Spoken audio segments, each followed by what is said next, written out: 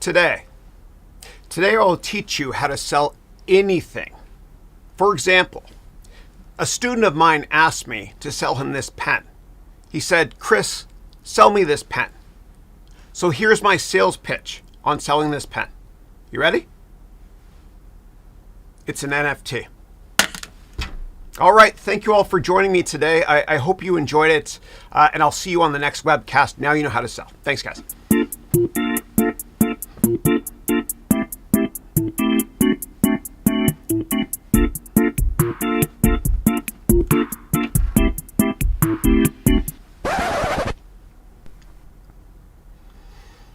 I'm so sorry. My dad humor is awful. Dad humor. It's terrible. All right. We're going to have a lot of fun today in this seminar on how to sell. And so by the end of this webcast, you're going to learn how to sell anything in order to take your business or career to the next level. You'll also learn how to sell yourself so that you can get the job of your dreams by following your passion. And lastly, number 3, you're going to learn, that's how my son says it. He says, first, dad, this, second, this, and then 3. So number 3, you'll learn how to sell yourself to your boss so you can get a raise or a promotion. And so today what I'm going to do is I'm going to talk about 49 tips on how to sell. And I promise you that using some or many of these tips that I mentioned will materially help you in your career. I promise you. And so I've humbly raised and managed over $1 billion in my career using many of the tips that I will share with you.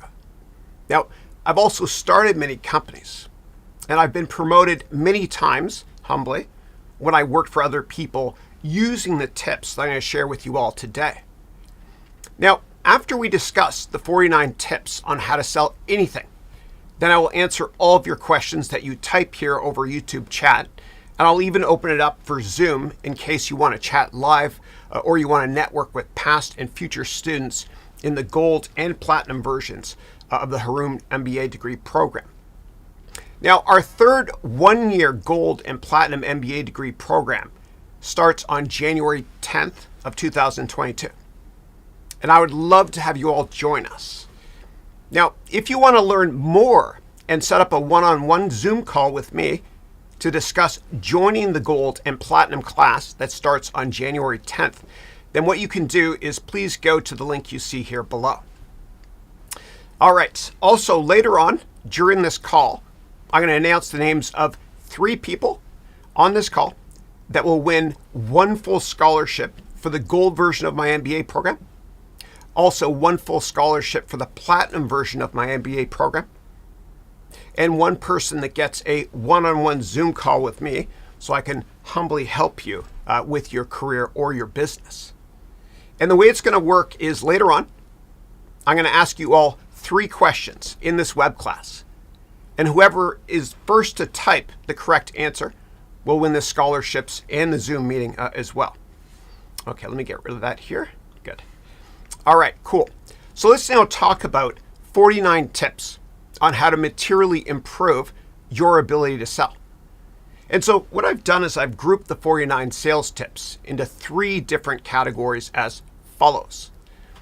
Category number 1 of 3 is called how to use sales psychology in order to sell more. Now, category 2 of 3 is called how to use technology and communications best practices to sell more. And then category 3 is how to price your product in order to sell much, much more. So please go to harouneducation.com/sell anything. Okay, it's all lowercase, and download the workbook for today's class in either Microsoft Word, Google Docs, or PDF format, as we're going to do some very fun exercises together. Okay, so I'll go there with you actually. Give me a second here. All right. So what you do is you scroll down on this page here, okay? And then you click on one of these links. And all 3 workbooks contain the exact same content. There's a PDF version, there's also a Microsoft Word version, and there's a Google Docs version that a lot of my students love to use. Okay, and the way this works, and this is how I run my MBA program as well, is I always give you 3 workbooks in three workbooks in different formats, but they're all the same. Now, if you use Google Docs, please, as I'm highlighting up here, please select File up here and then make a copy. That way you don't have to request access from me. Okay, great. And this assumes you have a Gmail address as well. Now, in these workbooks, every tip that I teach you, you can click here to go to the tip or just scroll down, and you can enter in notes as well.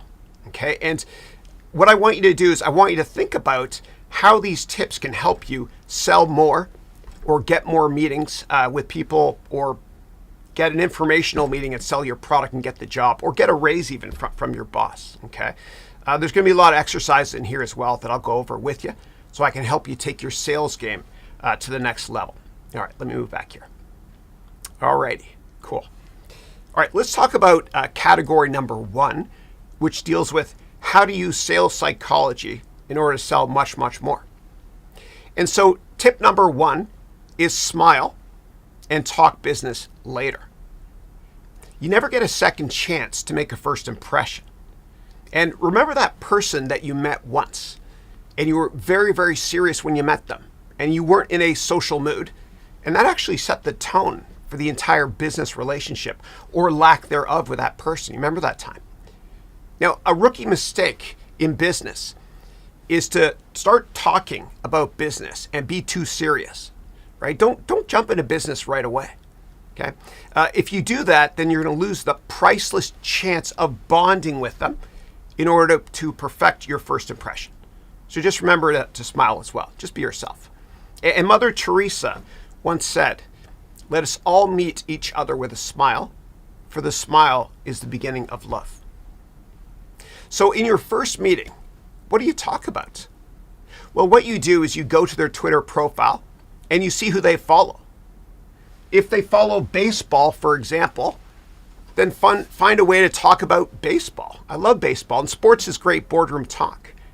If they follow comedians or entertainers, bring that up in a natural and non-obvious way, okay? Just talk about something you're passionate about that they're also passionate about as well, based on who they follow on their Twitter profile or their Insta profile even. And what you can do is you can even go to their LinkedIn profile and see if you have any connections in common with them, or check out who they follow on LinkedIn or what groups they're in on LinkedIn. And I promise you that you will find something in common with them. Now, if you can't do this, then read the top news websites that day that you're meeting with the person, so you can familiarize yourself with current events and talk about that during your first meeting with them. And your best customers can become great friends with you. So get to know them well before conducting business. Ask them, where they're from and what they love in life, and just create a personal bond with them. Okay, that first impression is important. And don't talk about business until you get to know your customers or business partners, that is. Relationships are always more important than product knowledge. And once you understand who your customers are and what their needs are, then you can tailor your product or service to fit their needs and help them with their goals. But you need to generally believe that your product or service will help them achieve their goals. And this is a great segue for tip number 2, which is helping them achieve their goals by realizing that 3 things usually motivate people in business. Number 1, they want to make more money. Number 2, they want to get promoted. And number 3, they want to enjoy what they do. So how can you help them make more? Well, in my MBA program, I provide students with many templates that you can complete and bring with you to any meeting. Now, if it's a salesperson that you're meeting with, I teach you how to network and meet with potential customers. And then during the meeting with the customer that works in sales, okay, you can give them a 1-pager with the names of the 5 people that you networked with over LinkedIn that might become customers of the salesperson you're meeting with, for example. And if that sounds like a lot of work, then you have to ask yourself, how badly do you want this customer or this job? Now, if it's somebody that works in operations or human resources, then do research on a new product or an app or a website that can help them much more efficiently do their job. And I provide you with templates to help you do this as well, because every battle is won before it's been fought. So always go into a meeting with the philosophy of helping them. Give and you will receive. It's prophetic and it's been true since the beginning of time. And give generously with your heart when it comes to helping others. All right, tip number 3, over-prepare for all meetings. If your competition likely only spends 5 hours preparing for a meeting, then spend 50 hours preparing. If your competition spends 10 hours preparing for a meeting, spend 100 hours. And every battle is won before it's been fought, as I mentioned. So just be ready. Bring many exhibits to meetings and leave them in your briefcase. And pull them out of your briefcase if you need to show them as exhibits. And put your resume on one side of the paper and the exhibits on the other side if you want to. And I've done this many times in interviews, and I've gotten hired because of this. You got to also anticipate what questions the interviewer is going to ask you before the interview. And when I had my many interviews at Goldman Sachs, I completely over-prepared. I wrote down over 100 questions that I thought they might ask me, and then I recorded myself answering the questions over and over and over again. And I thought to myself when I listened to the recordings, did my voice sound too monotone? Did I sound too arrogant or confident? Did I sound nervous? No way. Were my answers short enough? Remember, less is more. And did my answers sound interesting and engaging, etc.? Now, a friend of mine that teaches at Stanford Business School was one of the early venture capital investors in Facebook. And of course, I asked her, why she was successful in winning the investment mandate as a venture capitalist with Facebook. And her response, Teresa told me that she over-prepared for the meetings with Mark Zuckerberg. And so what she did was this. She brought 3 different term sheets, meaning 3 contracts, to the meeting. And each one of those term sheets or contracts had 3 different dollar values. Now, what she did was she gauged Zuckerberg's level of criteria for the investment mandate. And she was able to pull out the term sheet, meaning the contract, with the terms that Zuckerberg was asking for. And her competition only brought 1 term sheet each. And as a result, she won the investment mandate and she made an absolute fortune. All right. So tip number 4, body language. Now, in addition to smiling, try not to cross your arms, as subliminally, this indicates that you're not as open-minded. Also, when it comes to eye contact, I read this great book by Larry King, who had the #1 interview show on CNN for decades. And he said, when it comes to eye contact, every now and then, look left or look right, as it's intimidating to always make eye contact. And of course, never look over their heads, as this appears intimidating as well. And when you brag about your accomplishments, which you have to do in an interview, you can look down when you tell them that you humbly were the top performing salesperson at your company, for example. And use your hands as well, as I find that this makes you sound more passionate about what you're talking about, because your delivery is crucial, eh? And as Maya Angelou once said, people might not remember what you said, but they'll never forget the way you made them feel. Tip number 5, clothing and cosmetics to infinity and beyond. Be the woman or man you want to become. And the way you carry yourself is the way others will treat you. People will respect you if you take the time to dress well. And so dress the way a person would 1 level above you in your job. And before you get promoted, you actually have to prove that you can do the job 1 level above you. And the way you dress is important, as strange as that sounds. And when it comes to marketing and advertising psychology, when toy companies make commercials, the age of the kids in the commercial is always at least 1 year older than who they're actually marketing to. Now, if you take time to look good, people will think that you are confident and hence competent. And you'll feel more confident too. And an executive or a salesperson that dresses like a slob is perceived to be less reliable, dependable, and less successful, of course. Now, if you don't know what to wear for a job interview, go to the company's website and just look at a picture of what they're wearing. Alternatively, you can go to their LinkedIn profile and look at profile pictures of people that are going to interview you and dress in line with their style. So dress well and excel. Now, in terms of cosmetics, because we all use Zoom a lot more for obvious reasons, there are some tips on how to look more presentable. And all actors and all people on television wear makeup in order to reduce how shiny you look. And so my wife, Christine, helped me with this, okay?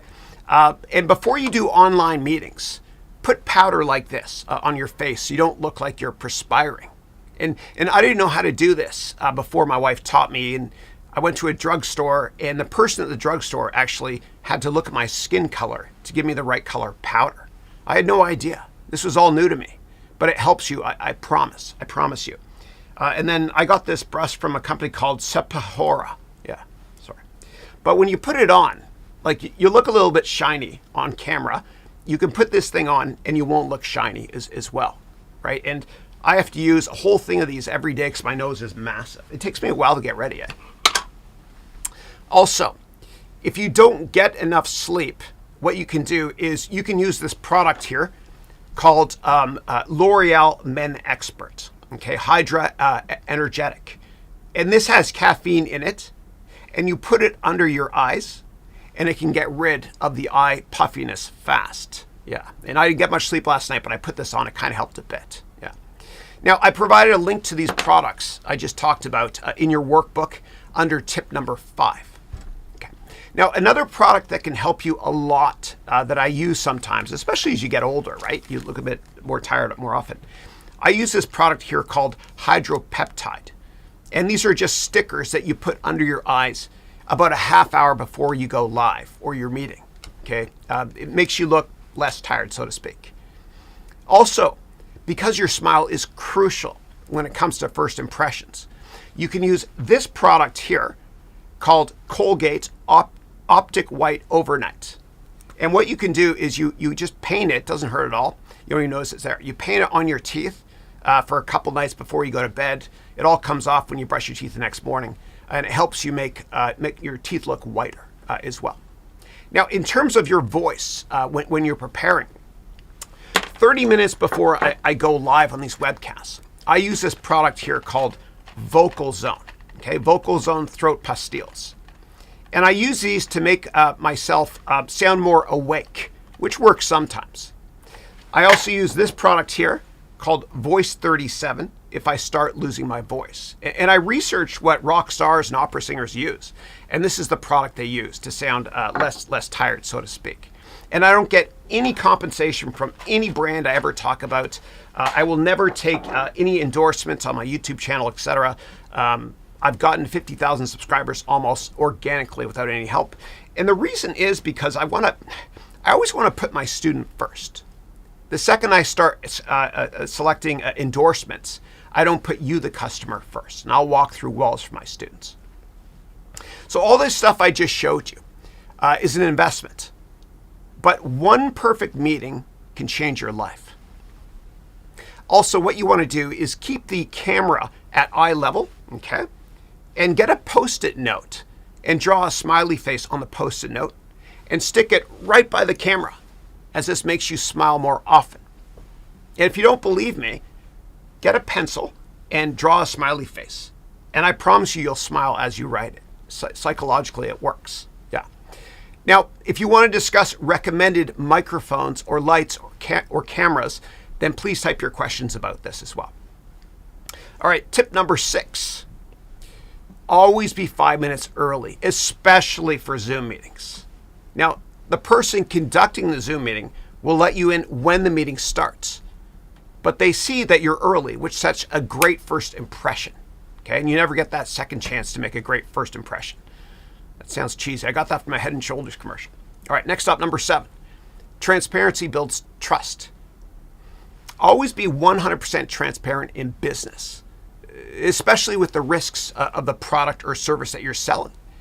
Now, I tell my investors what the risks are of investing in my product or services within 5 minutes of our first meeting, once we start talking about what I'm selling, that is.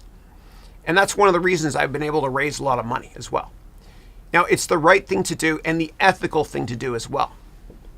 It also leads to trust, right? Which is of paramount importance in business, of course. And you want to disclose all risks to your clients or prospective clients before doing business with them, because that's what business is about, trust. And to state the obvious, they will be incredibly upset if you don't give them all the risks, because they're going to find out at some point anyway, which could result in painful litigation. Now, the only reason you might not offer 100% disclosure is in the rare situation when you can't divulge an issue due to confidentiality reasons. And if this is the case, and if the investment or the product or service has significant risks that outweigh the potential returns, then don't sell the product or service. Ask yourself first, would you be comfortable selling this to your parents? And life is too short to destroy your reputation and compromise your values. It doesn't matter how many companies you work at. You only got one shot to establish a good reputation. And as Warren Buffett said, you could spend your entire life building up a business and establishing a great first impression, but it'll take you 30 seconds to ruin it completely. Give me 1 second, guys. I'm going to go over here, and I just want to check one thing here. Oh, cool. 95 concurrence. Excellent. So what I'm doing down here is I've got another monitor that I can see just in case I mess up, which I do. Yeah. All right, let's move on now to tip number 8. Testimonials help you more. You want to mention large customers, if you can, that use your product or service. And also ask your customers to write testimonials for you. And these are some of my amazing Platinum MBA students from this year and from last year's graduating class. I love them. Yeah. And so next, give me 1 second, guys. Sorry. All right. Whew. I always have 2 presentation things open just in case. Backup helped. Always be ready. Okay. All right, but having testimonials has helped my business a lot. Okay, so let me actually show you really quickly here. So if we go to the website address I gave you all, okay, right here, and then you click here on this MBA link here, you'll see that I have a lot of testimonials. And let me scroll down and show you. So I've got some here from some of my students. Eric, I saw you on the call. Eric's from Europe. Great guy. He used to work for Apple. He graduated last year from my Platinum program. I just saw you on the call. Hope you're doing well, brother. All right. And what I've started to do also is to add video testimonials as well here. And there's a lot of plugins you can use, which I'll talk about later today, to be able to add all this stuff easily to your website without coding. And I saw Eileen on the call as well. Eileen Deo Gracias. She's from Atlanta. She's wonderful. I met with her recently this past summer when I was in Atlanta. She's great. And her last name, Deo Gracias, is Spanish for thank you, God. That's the best last name ever. Okay, cool. So I've done a ton of video testimonials with my customers, and just ask them because it costs you nothing.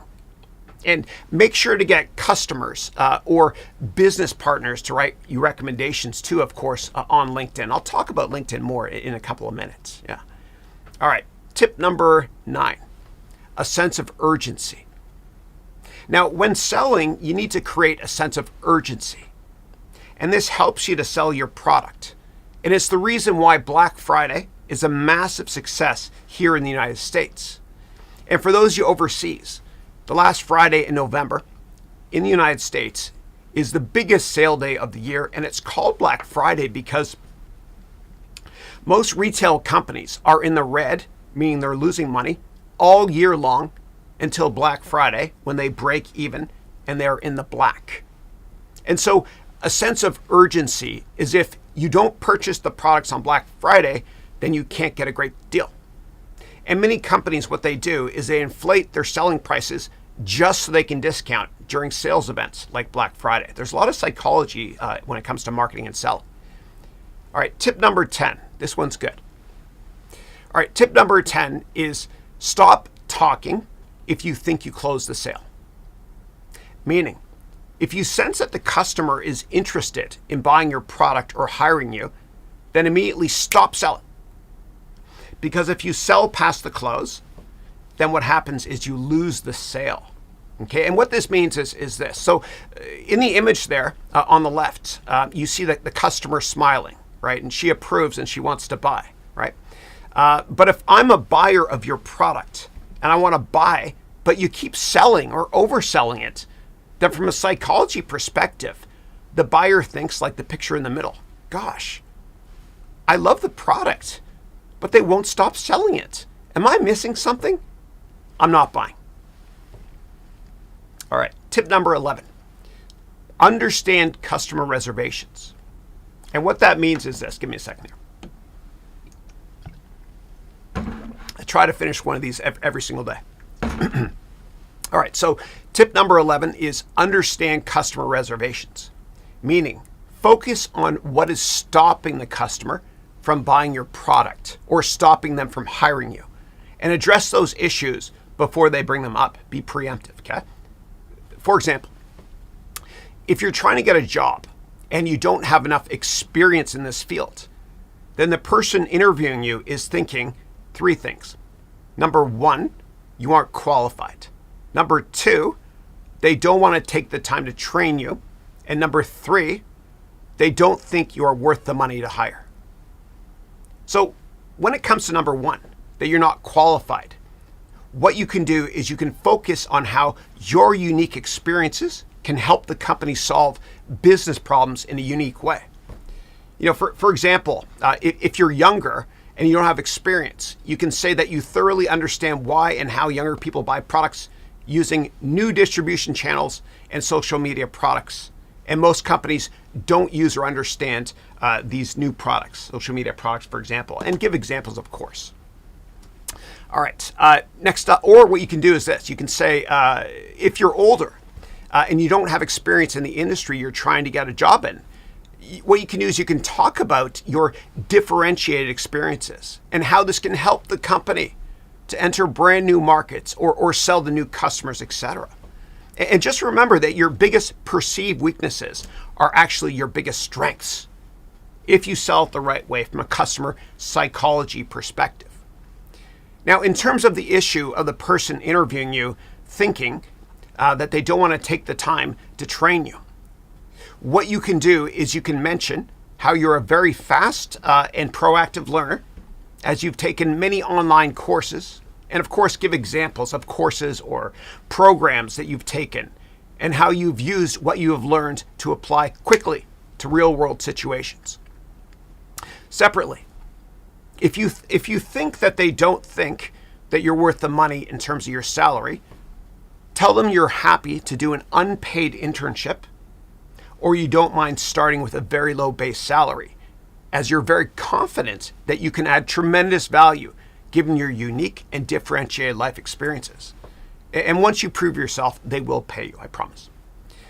Now, you want to make it so easy for them to hire you, which brings us to the next tip, which is tip number 12, which is give them a risk-free way to buy, meaning offer them a 30-day, 100% money-back guarantee.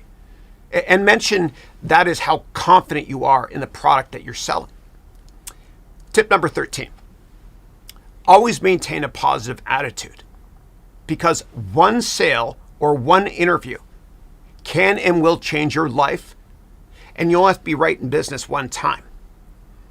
So don't get discouraged like your competition gets. And in every challenging situation in business, it's imperative that you see challenge as an opportunity. And I'm a firm believer that with crisis comes opportunity. So we need to rise to the occasion when a crisis emerges. And just condition yourself to embrace change and really enjoy difficult situations. And this will help you deal with the perceived stress and profit from adversity. And so always ask yourself in business, what is positive about this event and how can I enjoy and benefit from it? Okay, and I promise you your competition won't do that.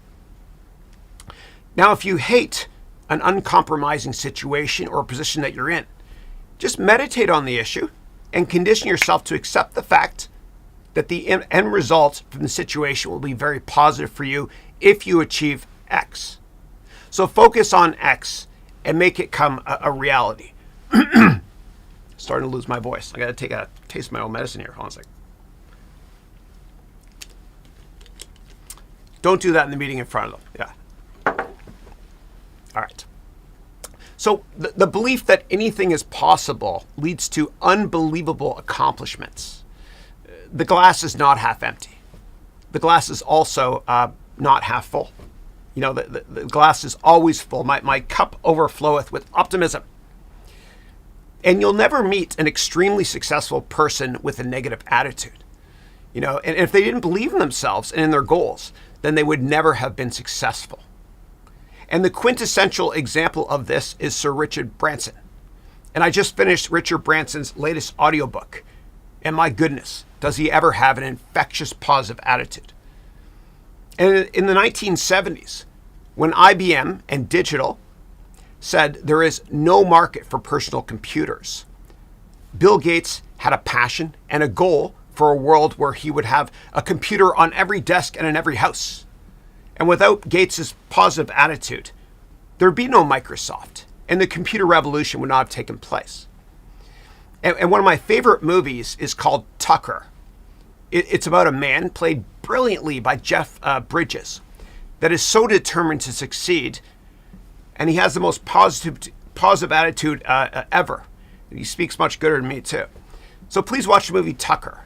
And when you're feeling unmotivated, you know, say to yourself, hold that tiger, which is what Jeff Bridges says in the movie Tucker. It's a great movie. All right, tip number 14. I love this one. Yeah, you need more Yodas. Okay, so you need many Yodas in your life and in your career as well. You need mentors, and you need to mentor others as well in order to reinforce what your core beliefs or critical career sales and success factors are. And so make sure that your Yodas, meaning your mentors, are in a position that you want to be in one day. Okay, are they successful professionally? Are they successful personally? Did they achieve a great work-life balance? Are some of their past accomplishments your future goals? Can you trust them? Do you enjoy their company? Can they offer you constructive criticism so that they can help you to seek continuous improvement? And it's extraordinarily rare for an executive to rise to the top of any organization or for any entrepreneur to be very successful without many, many mentors. And so Bill Hewlett from Hewlett-Packard, Bill Hewlett, he mentored Steve Jobs. And Steve Jobs mentored Mark Benioff from Salesforce, which is now the largest employer in San Francisco. And both of those people, Steve Jobs asked to be mentored by Hewlett, and then Benioff asked to be mentored by Jobs. You got to ask. And people are flattered when you ask them to mentor you. They almost always say yes when you ask them. You know, ask and you'll receive mentors. And they're going to help you achieve your goals in life. So please mentor others as well, because when one teaches, two learn. I learn a lot by teaching. Tip number 15. Confidence leads to competence or perceived competence. And please don't confuse confidence with arrogance. But if you are confident and humble, people will think that you're competent and likable at the same time. And so confidence leads to great sales skills.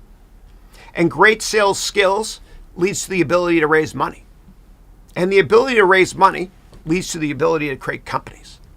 And the ability to create companies leads to the ability to innovate and disrupt industries like Uber and Airbnb have, etc.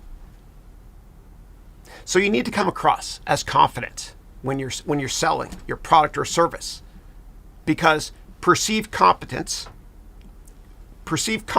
is often leads to perceived competence, which should help you increase your selling success rates. So how do you become more confident? Well, it's all up here. Just like the Rodin sculpture, I think, therefore I am. And the simple reason why people are not confident is because they care what other people think of them. And that's a recipe for career and self-sabotage. Whether or not you think you can do it, you're right. So you can stop this self-sabotage right now, because today is day one and not one day. And I'm going to boost your confidence right now.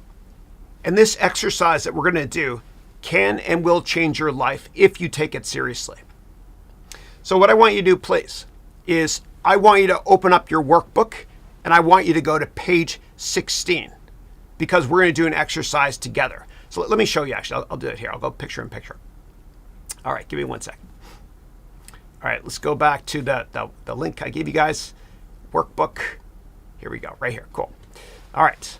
So you're going to go to page 16, which I think is tip number 15. Yeah, here it is here. Okay, great. Excellent. So in this exercise, what I want you to do, please, is I want you to fill in the blanks. Okay? So I want you to answer this question 10 times. I don't care what people think of X. Okay? For example, I don't care what people think of my career passion. Or I don't care that people I work with have more experience than me. Or I don't care what people think of who I am. Or I don't care that what people think of my life choices, as this is my life. Okay? And someone else's opinion of you does not have to become your reality. So if you get rid of self-doubt, then you can sell yourself better. So I want you to take 3 minutes and complete this exercise here. Thank you.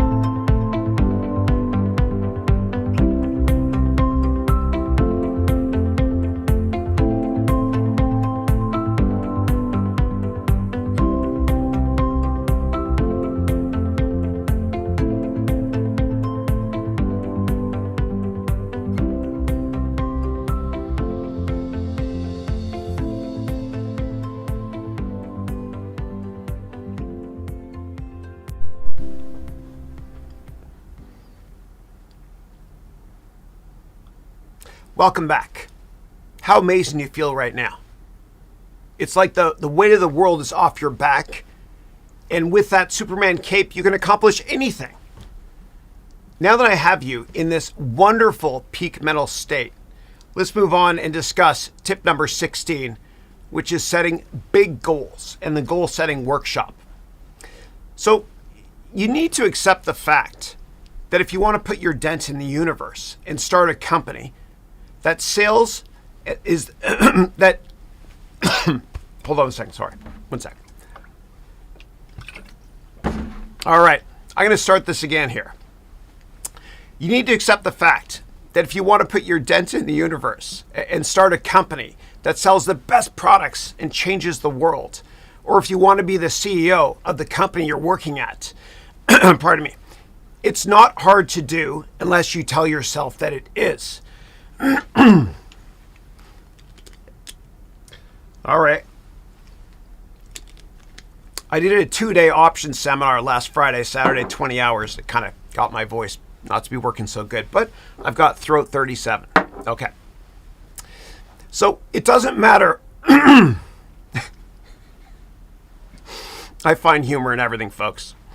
It doesn't matter what level you're at either, because there's countless examples of people that have started in the mailroom with no education, and then they climb the corporate ladder in order to become CEO. So just don't be negative. I promise you that you can become the CEO regardless of your education or rank at the company.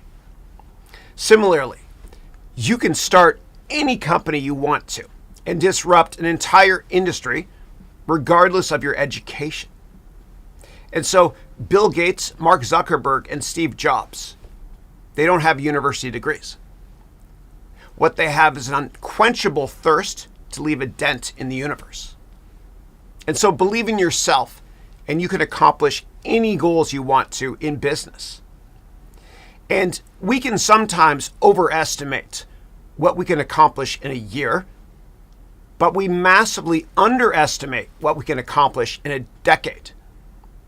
And there are no limits to what you can achieve in business except for the ones you set for yourself.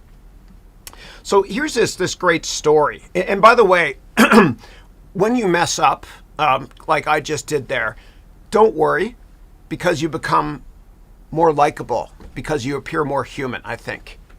All right. But here's a great story. So back in 1970, the graduating class of Yale, they did a survey. And in 1950, when people graduated from Yale, they only 3% wrote down their goals.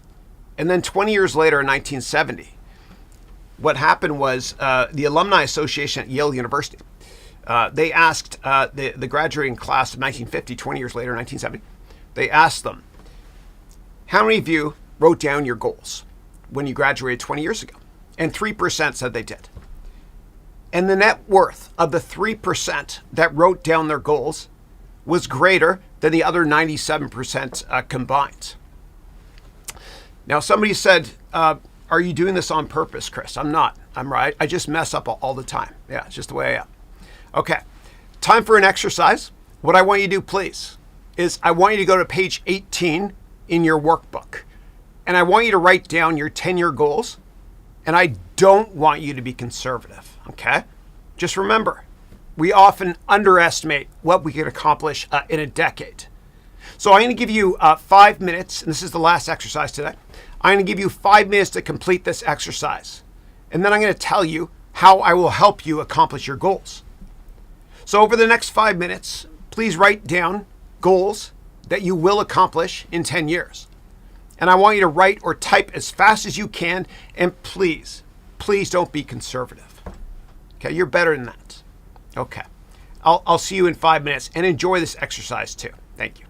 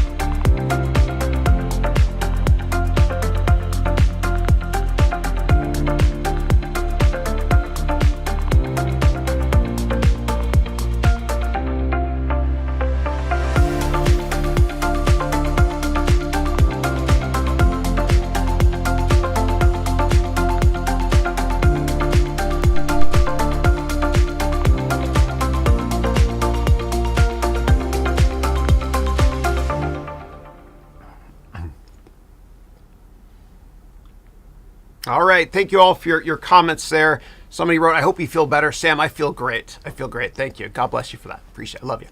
All right. So welcome back.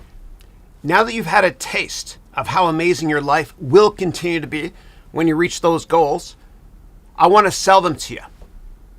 And I want you to know that no matter what happens, you're getting closer to achieving them.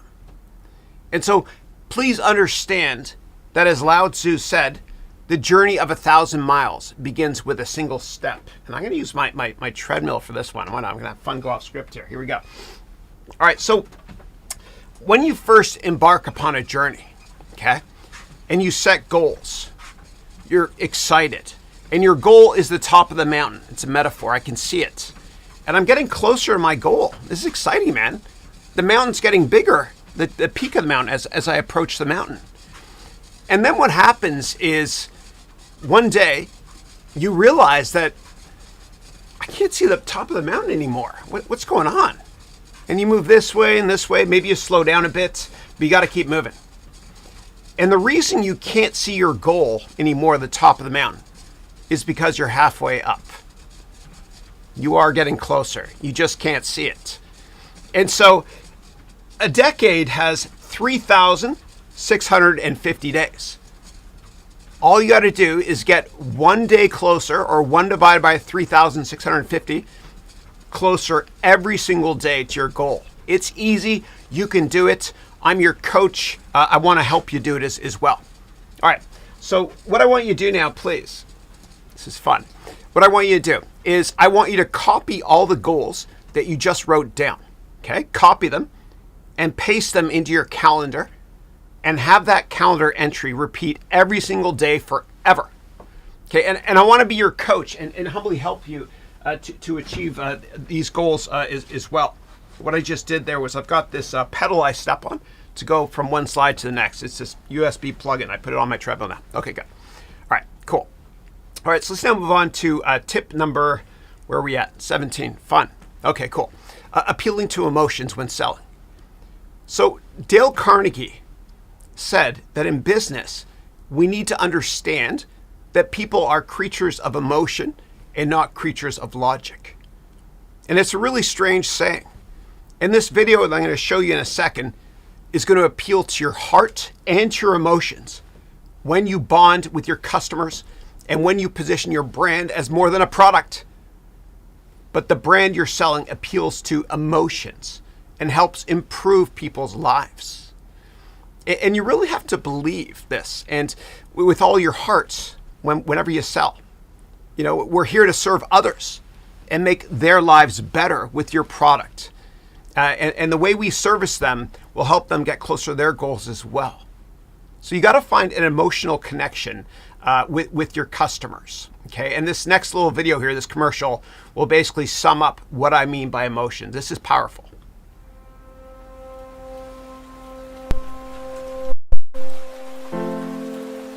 My name is Ratnesh.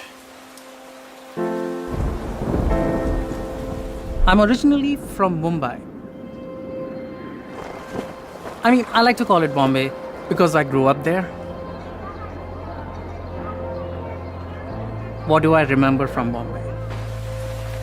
Well, playing in the streets, taking the local jasmine gajras in the flower market,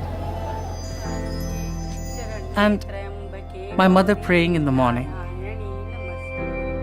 You can move thousands of miles away, but these images, they are always with you.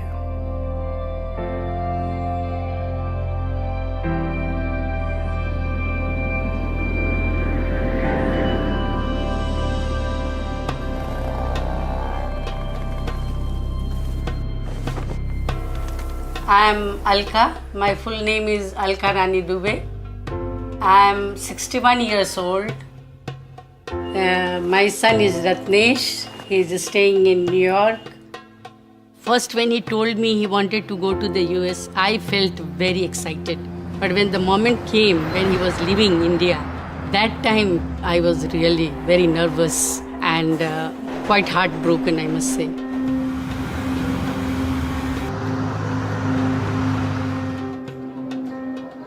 Today, British Airways has given me a seat on a plane. It is for my son's favorite dish, okra paratha.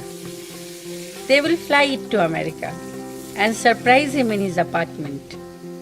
I think this will make him come home and visit his mummy. I, like every mother does, I used to experiment with different things, putting in his tiffin box. Most of the time, the other vegetables, they will return from the school untouched. But whenever I am giving okra, it is finished. I asked him, why you like okra the most? He said, Mama, my teacher has told the child who eats okra becomes best in his mathematics. My son is progressing day by day. His dreams are getting fulfilled. And his happiness is more than what I ever want for him. When he will look at the tiffin box, first he will think from where has it come, but once he tastes the food, he will know it is made by his mummy.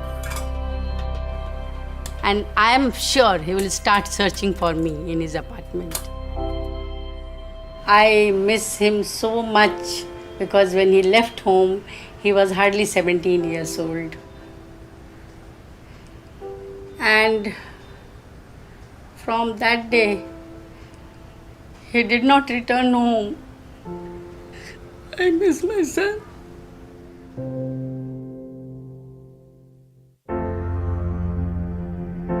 My mom had cooked my favorite meal, and she was waiting for someone from British Airways to pick up the tiffin carrier.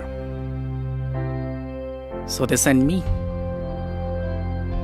After flying from New York to Mumbai, there I was, walking to her door, smelling her cooking. It was an incredible feeling. Sometimes, even when you know what's going to happen, you cannot even imagine how it's going to be. I got the opportunity to see my mother in a way I'd never seen her before. She looked lonely. She looked like she sounds over the phone. I just wanted to run out and give her a hug.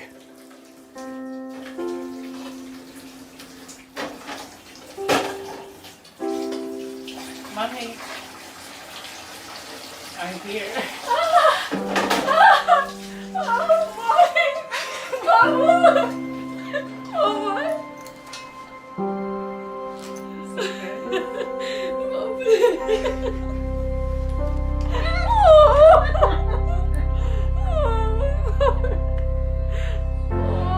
It was a great moment. It was a family moment. Even his dad was there. We all three of us sat, we talked. And I didn't ask him, when are you leaving? I said, I will not ask you today. Let this question be for tomorrow.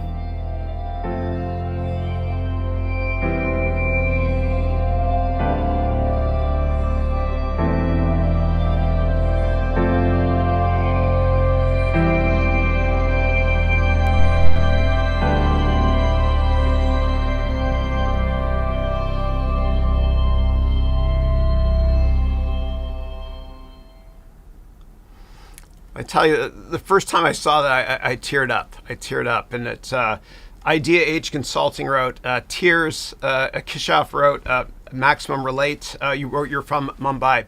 Beautiful city. I've been there before. I actually taught there once. I guest lectured. It was fun. Love it. Okay, cool. And you haven't lived if you haven't eaten dosa. For all of you that go to great Indian restaurants all over the world, ask for dosa. Trust me, you'll thank me for that. Forget everything I'm teaching you today. Have dosa. That's the most important lesson. All right, let's move on. Tip number 18, turn your competitors' weaknesses into your strengths. So what I want you to do is thoroughly research all negative aspects of your competition by reading Yelp reviews or go to glassdoor.com, or read about the weaknesses or risks in your competitors' business models by reading their annual reports and other financial documents that I teach my students to review in my MBA degree programs. And then what I want you to do is I want you to think about how their weaknesses are your strengths when selling your product or servicing customers. And you can even say that you will walk through walls for your customers in terms of customer service and value you can add, etc. And you can also mention how big customers treat their customers, big company, I should say, treat their customers like a number, right? But your product is worth the premium price because of customer support, etc. All right, this is fun. Tip number 19, I want you to think like the customer. And so spend an entire day in the mindset of the customer, like an avatar. And think to yourself, why would this customer buy from the competition and not from you? Why would they buy from the competition and not from you? Think about it from a psychological perspective. And then address those issues in your meeting with them. Okay. Avatar's a theme here. Tip number 20, I want you to think like the competition. Okay, spend an entire day in the mindset of the competition.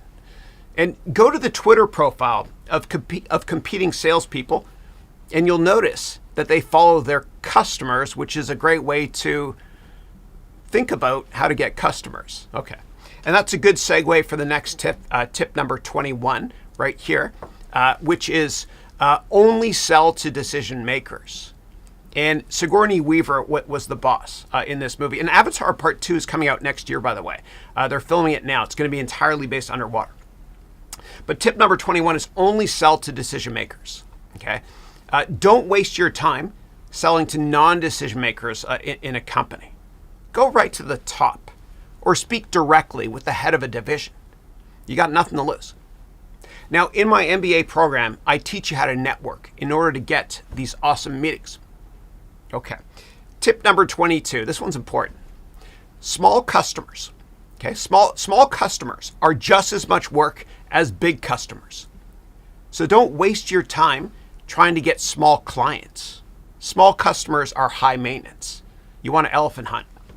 So you'll find that small customers are sometimes even more work than large customers. Why is this the case? It's because smaller customers usually have less disposable income, and as a result, they're more likely to want to return the product or pester you with too many customer support questions. And larger clients, by contrast, they can be more sophisticated, so they require less customer support, and they also likely have less of their net worth invested in your product. But please don't get me wrong, as you need to respect and appreciate all customers in business. But your time is valuable, and it would be nice to spend less time servicing smaller customers and more time working on new leads or more time with your family. Life is too short. Okay. Tip number 23 is ask for the sale. I can't tell you how many meetings I've gone to over the years where colleagues of mine in the companies I've worked at, and I've noticed that my colleagues, they don't ask for the sale. It sounds ridiculous, but it happens all the time. And as counterintuitive as this might sound, you need to ask to get promoted. You also need to ask to get a raise. And most successful business people that get promoted often and rise to the top, they ask to get to that level. It's very true. You just don't know this because they've asked behind closed doors when they met with their boss one-on-one. And I promise you, you will get passed over for a promotion or a raise if you don't ask for it. Okay, you need to ask for everything you want in life. No one's going to give it to you unless you ask. And so your supervisor should be cool with this, though, as she or he knows that you're trying to provide for your family. They've been in that position before, too. In fact, they probably got promoted to their level because they asked many times. Now, if you feel very uncomfortable with this, and you should not, then you could phrase the question like this. I love working here, and I love the team too. Can you please let me know what I need to accomplish in order to add more value to our team so that I can get a promotion or a raise? And then once you achieve those goals or those benchmarks that your supervisor gives you in response to your question, then remind him or her of your accomplishments after you achieve them, and you will get a raise, I promise you. And it goes without saying, though, that you should only approach your boss with this conversation when they're in a great mood or in a positive state of mind, and right after they tell you that you did a good job on something. You got to strike while the iron's hot. That's your opportunity. Okay, cool. All right, great. So we are now done with the first of 3 categories, which covered sales psychology. So let's now talk about category number 2, which is how to use technology and communication best practices in order to sell more. Okay, tip number 24 is become a thought leader and leverage the media. So why do people talk to journalists and get quoted for articles or get interviewed on podcasts or on television? And how can you do that as well? Well, they do these interviews, of course, because of the free media exposure, which sells their products or services, etc., to the marketplace. So how can you get this free publicity as well? Well, number 1, be controversial but tasteful.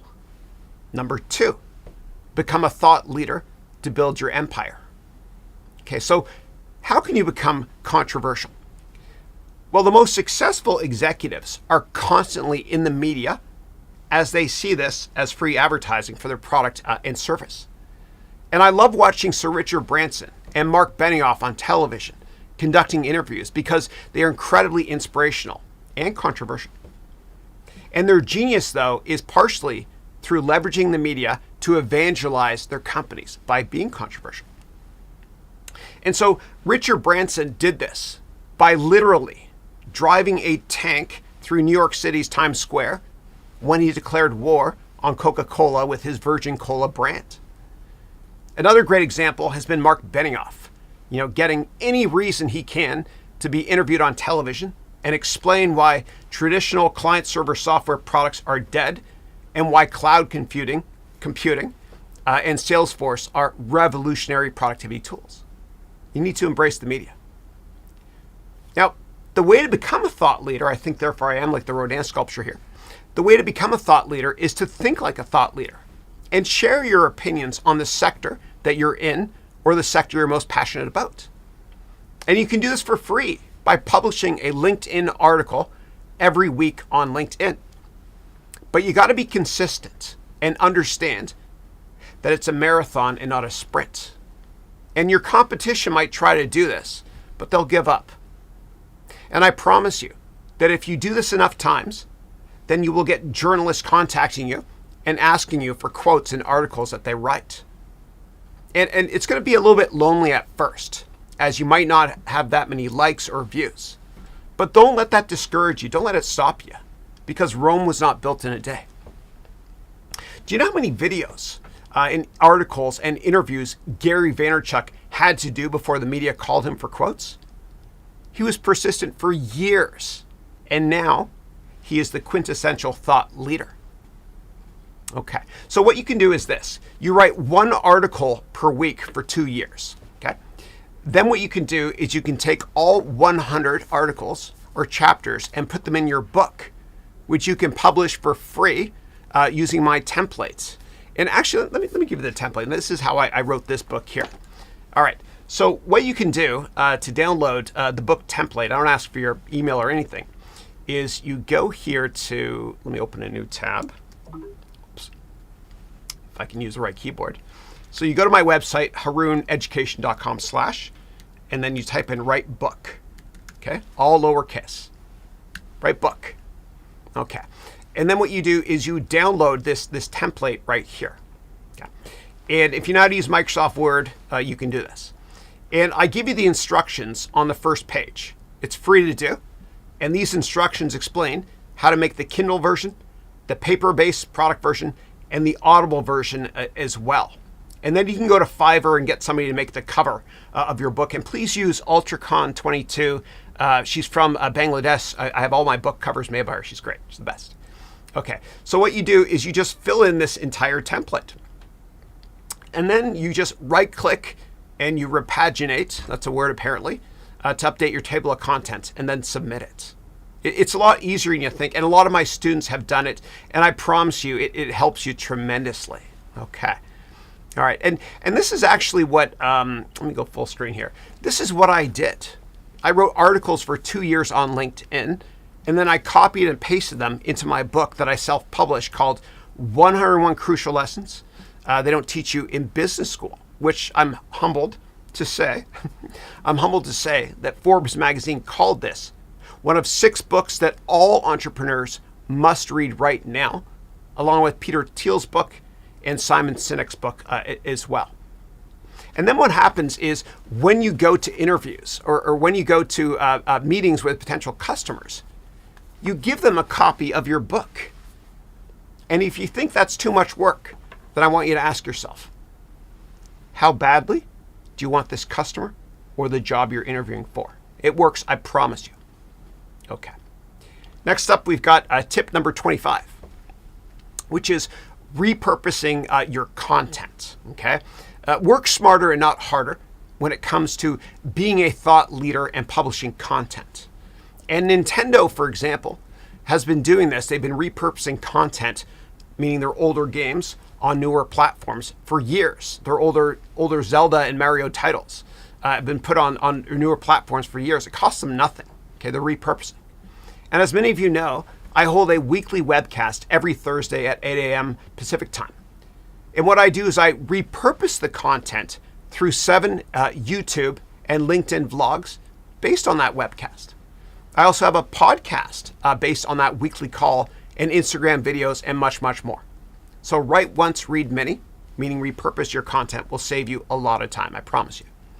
And if you don't have time to go and post stuff to social media platforms, then just go check out Hootsuite.com. Let me show you really quickly here. You can use Hootsuite.com for free to actually to send out your social media stuff at the right time.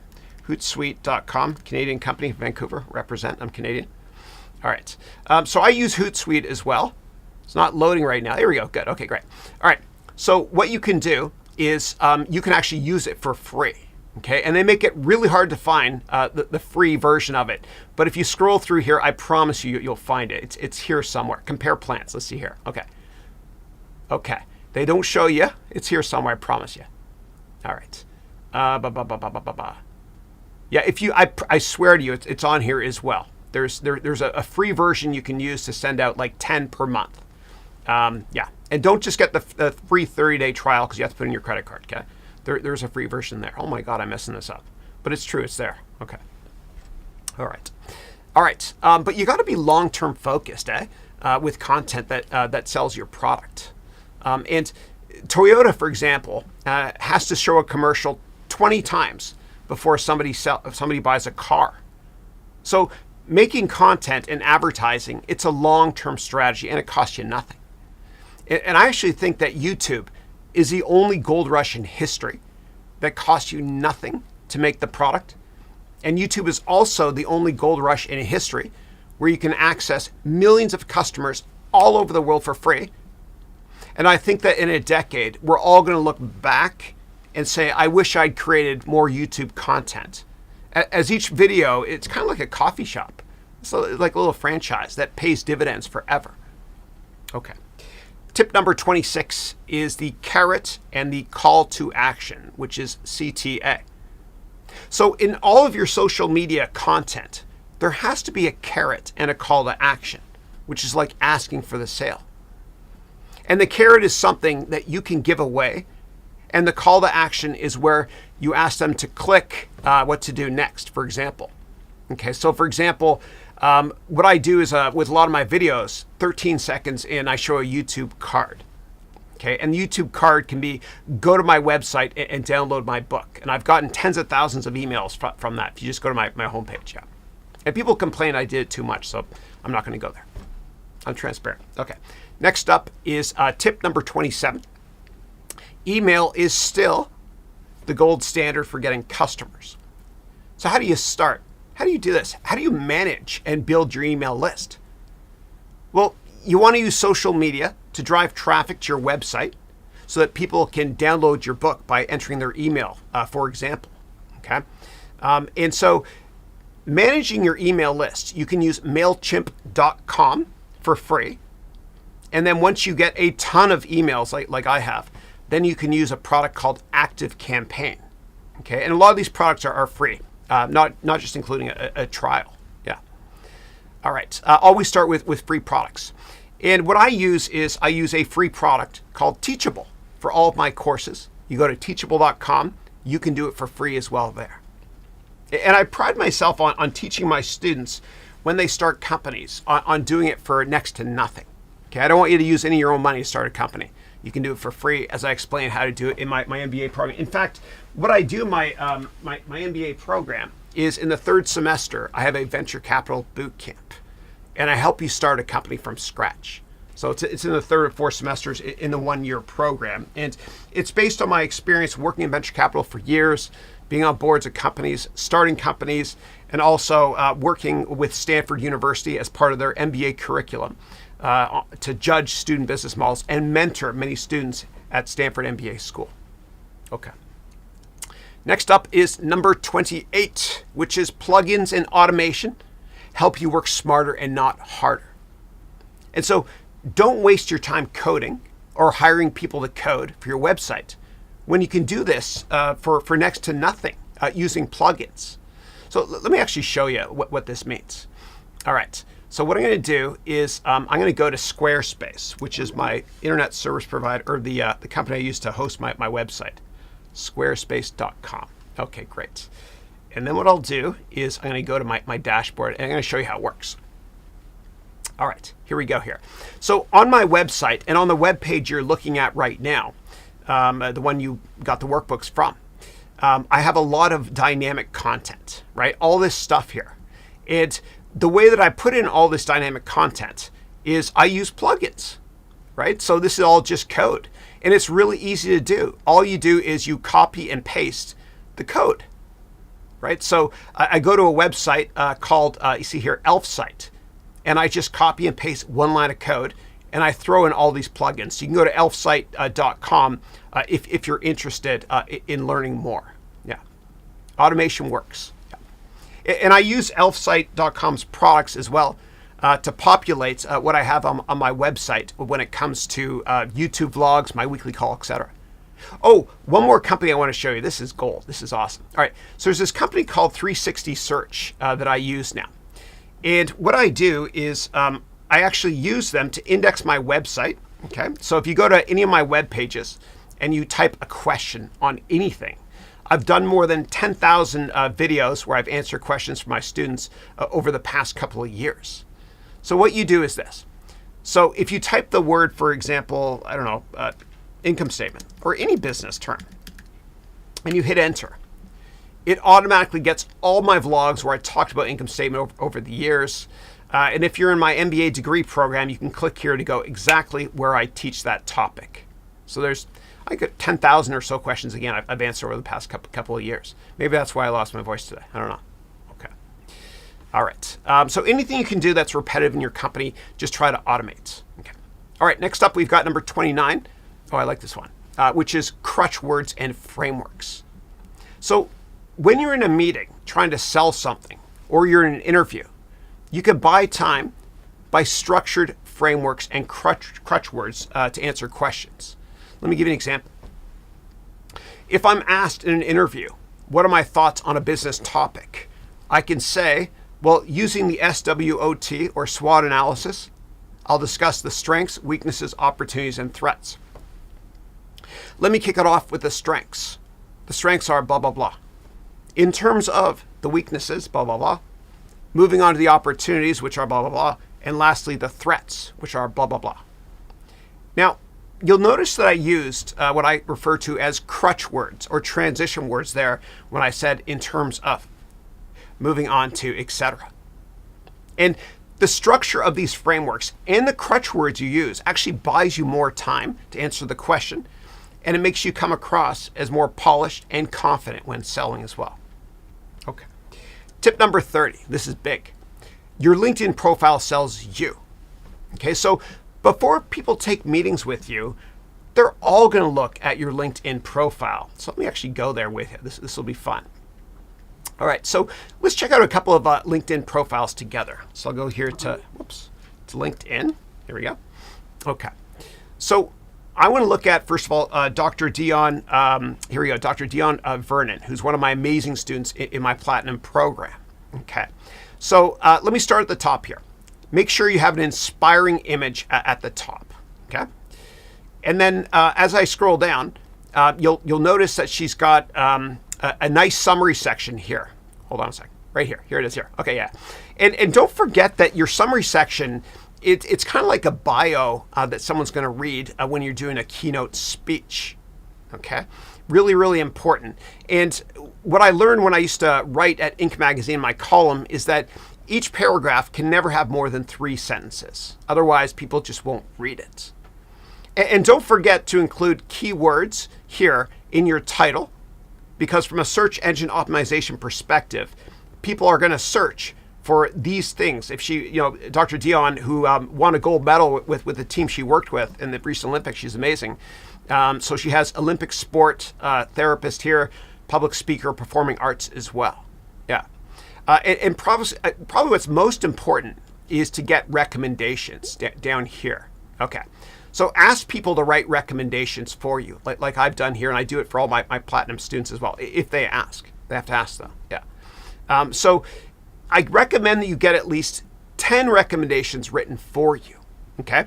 Get them from teachers or managers or coworkers or classmates, as this helps you big time. Okay, I promise you. Now, in 2015, when I worked in the venture capital sector, my venture capital firm led the Series B on a company where Sequoia led the Series A. And that company is called Cohesity. And I sat on the board of Cohesity until I decided I wanted to teach instead. Now, when I did due diligence on Cohesity before investing, the first thing I did, and the first thing I always do, is I went to the LinkedIn profile of the person that founded the company. So this guy's name is Mohit Aaron. Here he is right here. Yeah. Okay. And so what I did was I looked through his profile. Great guy. It's going to be a huge IPO soon. And so I looked here at recommendations, right? And he had 25 recommendations written for him. He hasn't updated this since he raised money. He doesn't need to. But this helped him out tremendously. And it gave me confidence knowing that I'm investing in the right person as well. He's great. He's great. And so you need to brag about your accomplishments as well. And if you don't brag about your accomplishments, then people will never know. And if you feel uncomfortable bragging about your accomplishments, you can get somebody to actually write you recommendations. And in the platinum version of my MBA program, I help you write every single word of your LinkedIn profile when we do one-on-one meetings, so you can sell yourself and get many meetings as well. And Seth Godin, who's a brilliant marketing man, he once said that you already have everything you need to build something far bigger than yourself. And it all comes down to how you sell and market yourself. Okay, let's move on now to tip number 31 here. All right, oh, fun. So be creative when selling, okay? And what happens is that the customer really appreciates it if you're creative and approach them in a different way. So I'm going to give you 4 examples. Okay, so the first example is I was at a Tony Robbins conference, and there was this guy that started this big company in Cleveland, and his customers were big steel companies. And the way that he got meetings with these customers, and this worked really well, was he was creative. What he did was this, and he presented at the Tony Robbins event too. He basically got this really nice wooden box. And inside the wooden box, he put a $1 silver coin from the 1800s, okay? And if it's not in mint condition, it's worth nothing, right? Or not that much. So he put a $1 coin in. He mailed it to the person, the potential customer.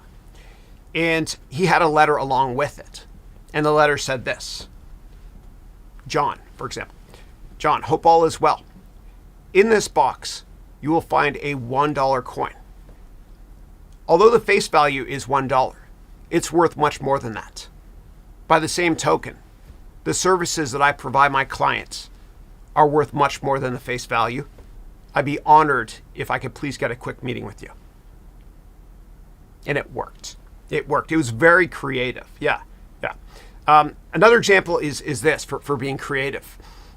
So when I worked in venture capital, I get approached all the time by entrepreneurs that want to meet with me. And I couldn't take every meeting. I was just really busy, right? It's hard. And so this one startup from France, what they did was they mailed me a poster. And the poster had a picture of me with a cowboy hat on. And it was like a wanted dead or alive poster. They didn't say the word dead. They wrote wanted, a meeting with Chris Haroun to talk about our business model. And of course, I took the meeting. It was so creative. I didn't invest, but it was so creative. It was so creative. And I respected them for being creative, and that's why I took the meeting. Yeah. So another example is this. So I'm a very, very big baseball fan, as many of you know. And I love the Toronto Blue Jays. That's my team. And so it was a couple of years ago, somebody sent me an email, one of my students that watched one of my webcasts. And in the subject line was, did you see the game last night, the Blue Jays game or something, ... And so I answered it, and I ended up doing a call with that person as well. All right. Last example is this, okay, just being creative. Recently, somebody reached out to me and said, Chris, can we grab a coffee, ... And inside the message, inside was a one-liner saying, I'd love to grab a virtual coffee with you. And it was this woman that was holding a Starbucks cup with the name Chris written on it. Right? It was creative. It was creative. So think outside the box, so to speak, and be creative, and people will be more likely to take meetings with you. Okay. Tip number 32 is less is more. And Steve Jobs was the quintessential communicator and entrepreneur. And he firmly believed that for a product or an idea to be widely adopted, it needed to have a simplistic design. Now, the iPhone and the iPad had only one button, and its presentations usually had only 3 bullet points or 3 images per slide, and that's all. And I tried to adhere to that with today's format as well. make it more graphical, more visual, and less complicated, and no more than a couple of bullet points. And in this day and age, actually, we're so inundated with information that 280 character bottom line summaries are much more relevant than lengthy write-ups. And this is why Twitter has been so incredibly successful. And the best business model presentations that I see as a venture capitalist have a maximum of 10 slides with only 3 bullet points per slide. Less is more works. And executives and potential investors have extraordinarily short attention spans in this day and age, given the many screens that we're addicted to, like smartphones, tablets, laptops, watches, etc., and soon metaverse Web 3.0 devices. It's coming. I think Apple will release one next year. So you need to get to the point. You need to get your point across in as few words as possible. Okay, and a way to do this is pretend that in each message that you sent, it cost you $100 per word. And with this in mind, you'll definitely embrace the winning methodology of less is more. And Abraham Lincoln's Gettysburg Address was only 272 words. And Ronald Reagan's official off-script, his off-script comment in a speech in Berlin in 1989 that ended the Cold War was 4 words, less is more, which was this: Mr. Gorbachev, tear down this wall. Less is more. And I'll teach you how to write like journalists in my MBA program, as again, I have my own column in Inc. magazine. And my editor at Inc., he said, Chris, always write at an 8th grade level, which is easy for me because that's my maturity anyway. So he also told me, never have more than 3 sentences in one paragraph, and many other priceless tips. And if you look at Dr. Dion Vernon's LinkedIn profile, you'll see her summary section. There are no more than 3 sentences in a paragraph. All right, tip number 33. Oh, fun. How to be more confident when selling. Steve Jobs would not have been successful without realizing one simple secret in life. And what I'm about to show you can change your life. And I feel so strongly about this very short video that I paid a bunch of money to license the video. So check it out. When you grow up, you tend to get told the world is the way it is, and your life is just to live your life inside the world, try not to bash into the walls too much, try to have a nice family life, have fun, save a little money. But life, that's a very limited life. Life can be much broader once you discover one simple fact, and that is everything around you that you call life was made up by people that were no smarter than you. And you can change it. You can influence it. You can build your own things that other people can use.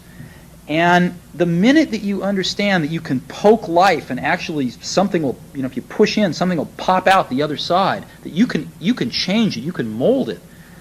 That's maybe the most important thing, is to shake off this erroneous notion that life is there and you're just going to live in it, versus embrace it, change it, improve it, make your mark upon it. I think that's very important. And however you learn that, once you learn it, you'll want to change life and make it better, because it's kind of messed up in a lot of ways. Once you learn that, you'll never be the same again.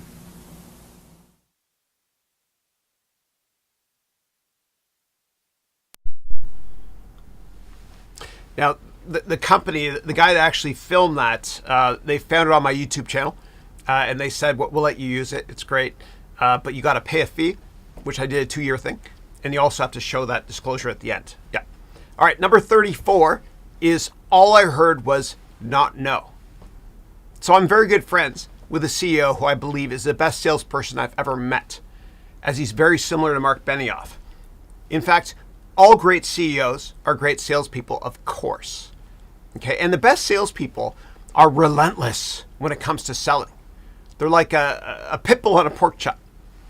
And they keep selling over and over and over and over again until the customer either seems interested, or better yet, they keep selling until they hear the word no. which in their mind means not yet. And you've not failed at selling your product or service or yourself until the prospect says no. So until then, keep trying different angles to sell your product or service. Be creative and don't ever give up on this lead until she or he says no. And again, until then, all you heard was not no. And if they say no, it means not yet. Okay. Tip number 35. This is fun. This one here is treat people like celebrities and celebrities like people. Now, in 2015, I was trying to get Mohit Aaron from Cohesity. Okay. I was trying to get him a customer. Okay. Whenever I served on the boards of companies, my strong point, humbly, was I was really, really good at getting them customers. And I'm very competitive, especially with my students. I want to help you get the job of your dreams, etc. But I'm also very competitive when I'm on boards of companies. And you'll know that you're doing a great job as a board member if you get the first call from the CEO of the company you invested in when they need help. Okay, so in 2015, I was trying to get Mohit Aaron from Cohesity a customer. Now, the customer was the head of government sales at IBM. And this person from IBM, he worked in the White House for President Bush's White House in the early 1990s, Bush Sr. And during this dinner with Mohit and the head of IBM government sales, I asked this person from IBM, I said, what made President Bush Sr. so successful? And he said, for President Bush, as it is with all successful politicians, it comes down to having superb relationships. And he told me that President Bush treats people like celebrities, and he treats celebrities like people. So learn as much as you can about people that you meet by just asking them questions. Let them talk about themselves and smile. You'll learn a lot. And remember their names too. People love talking about themselves, and they really appreciate it when you use their names often in conversations. And so treat all people you meet in business like good lifelong friends. Don't jump into a business topic or in a conversation until you get to know them. And always start with personal questions like, how was your weekend? Or do your children like their new school? Or something that people love talking about, like their favorite sports teams, etc. Treat everyone like they are friends, and treat people like celebrities and celebrities like people. Okay. Tip number 36, avoid those people. Sales is really hard because you get rejected a lot. And avoid hanging out with negative people. Don't let the bastards get you down. That's right. If you can, going forward, disassociate yourself with negative people if you can. And friends with negative attitudes are not worth having. Surround yourself with positive people that believe that there are no limits to what they and you can achieve. Surround yourself with people that are incredibly successful, as their success, their confidence, and their positive outlook on business and life will rub off on you, and vice versa as well. And so surround yourself with positive people, and the chances of you being extraordinarily successful rises 1,000,000%. And I've never met a successful entrepreneur, investor, or CEO that doesn't have a positive attitude. And Richard Branson is the quintessential example of a positive role model. And I believe that Branson's cheerful and positive outlook in life and business is the primary reason for his incredible success. And his positive attitude is the cornerstone of the happy and positive corporate culture at all of its Virgin companies. Try flying Virgin Atlantic or one day Virgin Galactic and observe how amazing the attitude is of his employees. And a company with an incredibly positive corporate culture will no doubt be more successful than a company filled with negative people. And a negative person would never consider launching a galactic service or taking on the airline industry. And so Richard Branson clearly avoids hiring those people. Tip number 37. That person speaks gooder than me. Don't get fooled by assuming that someone in business is smarter than you just because they speak gooder than you. They might have been born with a silver spoon in their mouth, and they might have gotten into Harvard Business School, which is HBS. because maybe one of the relatives went there. Remember that 2/3 of HBS is BS. Just kidding, sort of. Maybe you can say about Haroun Business School. No, maybe not. I don't know. But always remember that you earned your way to where you are today. And the fact that some people speak more eloquently than you do is not a reflection of them having higher intelligence. Au contraire. They're likely more insecure than you are. And unfortunately, in business, confidence leads to perceived competence. Okay. Tip number 38, your alma matters. People don't leverage schools that they've attended enough. Now, I have over 1,000 people that have taken my MBA degree program, and they are amazing at networking with each other, as I have MBA students all over the world now. And the friends you make in school are often more beneficial to you and to your career than what you actually learn in school. So make sure to leverage your school alumni network often. You'll be amazed how many doors are opened using this best practice. And all universities have local alumni-sponsored events. And if you're not aware of them, call your alumni office and ask them for details on your local alumni club. And if one doesn't exist, then here's your golden networking opportunity to start one. And I have this incredible student in my MBA Platinum program this year named Christina Hong. She's incredible, so inspirational. And she's actually working on the first in-person alumni networking event that we have this December 18th. That's a Saturday here in the San Francisco Bay Area. I rented the best museum. I have a lot of my students coming in for breakfast, lunch, and dinner. And then on the Sunday, December 19th, I'm doing 12 hours in a row of one-on-one meetings with my students. If you're in the gold program or platinum program, if you purchase and you're in the Bay Area, email support@harounventures.com and we'll send you details on that. Yeah. All right. And Hewlett-Packard, here's a good case study. Hewlett-Packard was very successful because the founders went to school with a Walt Disney executive. And that Walt Disney executive signed the first significant contract with Hewlett-Packard. And there's so many examples of companies that were successful because the founder leveraged her or his alumni network. So I want you to all please use LinkedIn often to leverage your golden alumni network, especially if you live more than a few hundred miles away from the school you attended. Okay, it's easy to get meetings with alumni using LinkedIn InMails. Yeah, and all you have to do is this. Just do an advanced search in LinkedIn and type in the name of the school you attended and then the zip code or postal code where you live in now. And then you can use this very simple format to get meetings. It works, I promise you. Here's an example. John, hope all is well. I'm also a graduate of McGill University, and I will be in Cleveland in May. Please let me know if you have time for a coffee or a Zoom meeting. Thanks a lot, Chris.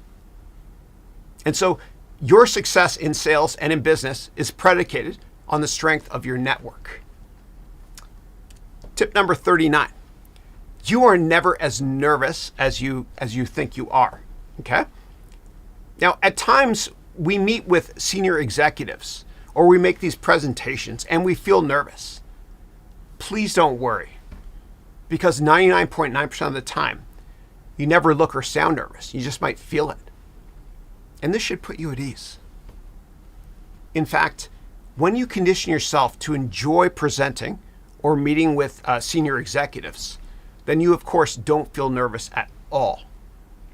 And please keep in mind, when you give presentations, you always know way more about the presentation topic than anybody in the audience. And you only feel nervous because you tell yourself you're nervous. So just be yourself. And tell yourself that you really enjoy the company of the audience.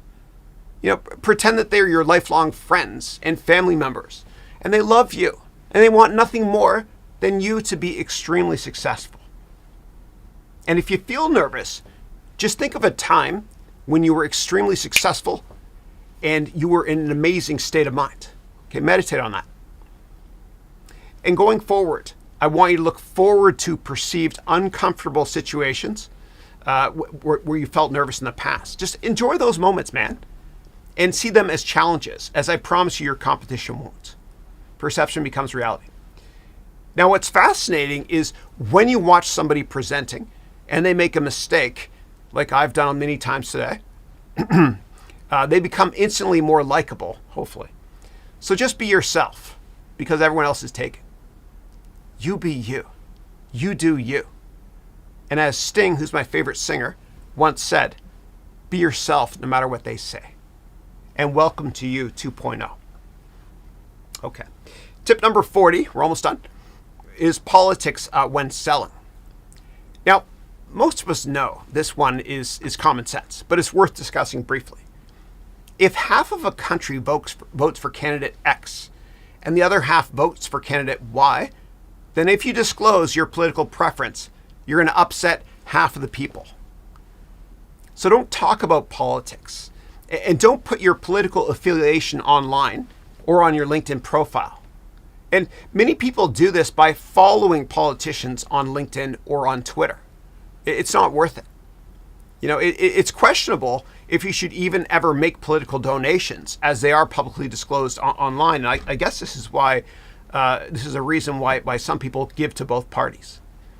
Okay. Tip number 41, brag more tastefully. If you don't tell people about your accomplishments and your success, they'll never know. Now, I was raised to be incredibly humble in Canada, and I'm very proud of my upbringing and my heritage. However, you need to find ways to remind your boss or your clients or potential recruiters about your success. No one's going to brag for you. No one will help you advance. You got to help yourself. And if you don't feel comfortable doing this, then ask people to write positive reviews for you on LinkedIn like we discussed earlier. And in sports, they say, you're only as good as your last game. And people have incredibly short attention spans, and it's going to get worse. Now, if you don't remind people of your accomplishments, then it's game over for your career. Tip number 42, which is my favorite number, it's Jackie Robinson's number. Tip number 42, ask your customer or boss, how am I doing often? Okay, and I've had many friends in the companies that I've worked at that have gotten fired. And they could have avoided this by implementing the career best practice of meeting every month or two with their supervisor and asking for feedback. Okay, you need to ask for feedback from your boss in a one-on-one meeting, okay? And she or he will help to guide you to stay on the right path to success. Ask them, what do you need to do to add more value to the team? Or what do you need to accomplish before getting promoted or before getting a raise? And if you don't ask for feedback often, then communication will break down and you could lose your job. And most people are surprised when they get fired. So I want you to over-communicate when it comes to this topic, please. And I say with love in my heart because I care. Okay, tip number 43. Be honest and speak from the heart. People love honesty and humility. And so when presenting or participating in meetings, just be yourself and speak from the heart. You know, throw out that script and don't be artificial. You know, and people love you for who you are. That's why you have friends and family members that love you. And I'll never forget when I was a teenager in the 1980s, the late, great Ronald Reagan gave the most prophetic speech I've ever seen. And he was speaking in front of the Berlin Wall, and he went off script with a few additional words that changed the world. He said, "Mr. Gorbachev, open this gate." And I get shivers just thinking of that epic moment in time. You can hear Reagan's passion when he went off script and spoke right from the heart. And this really upset, I got to go off script here, but this really upset Colin Powell at the time. God bless Colin Powell, he just passed away. But Colin Powell was the speechwriter for Ronald Reagan. And he was mad after that speech because Colin Powell was like, dude, I just spent 20 years trying to get good relations with the Soviets, and you pull this stunt and go off script. But it was a brilliant move by Reagan, and that ended the Cold War. So just be honest and be yourself. In your family, be yourself, okay? Throw down a challenge by letting them all know what you're most passionate about in life. You know, like they meaning your clients, your coworkers, family, whatever it is. Just speak from the heart and tell them your passions. And if you have a job, you're doing it wrong. I want you to find a passion, and you'll never work a day in your life. And that was a quote by Confucius. Confucius, yeah. And I help my students find their career passion in life because in my MBA program, I expose you to a ton of different careers as well. Okay. Number 44, this one's obvious. Listen. Of course you should listen to your customer and get them to talk more than you. But I want to talk about listening to someone more important than your customer. Behind almost every successful business person is a great spouse. You're a team, and you've likely only gotten to where you are in life because of their mentoring. And so listen to them and thank them often.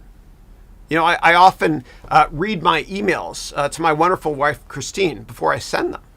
And her feedback always rocks. Yeah.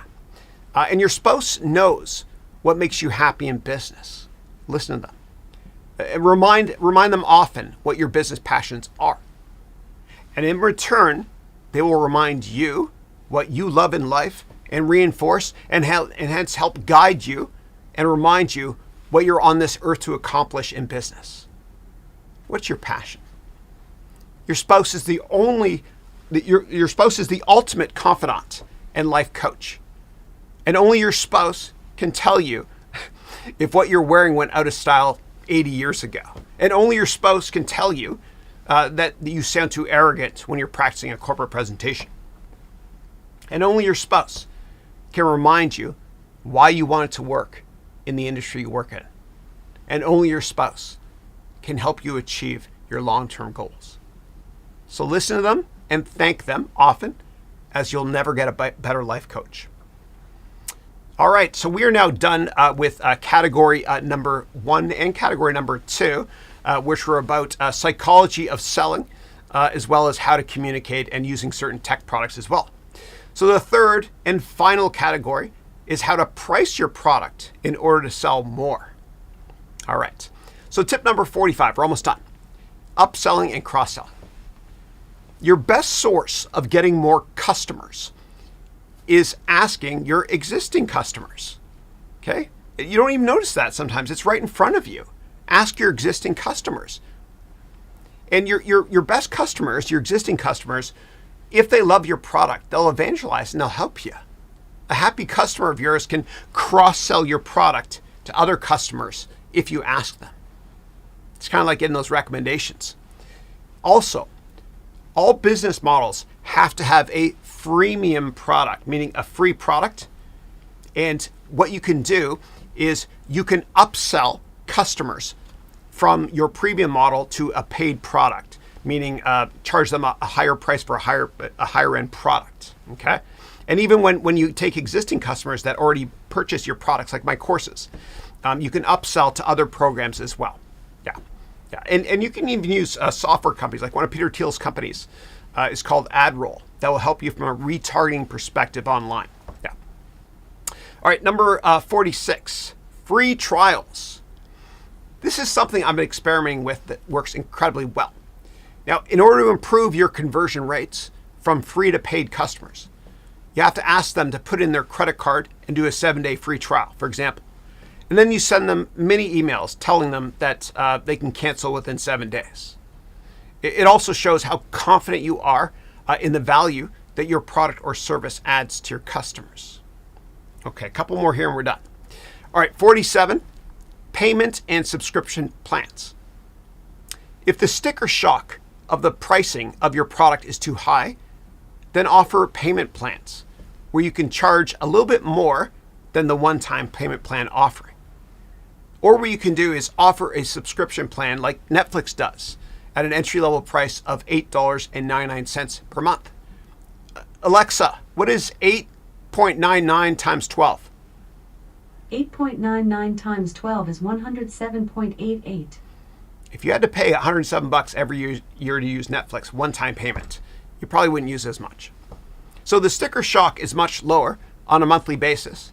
And this is why Microsoft changed their entire business model to be a subscription-based business, and so is Adobe as well.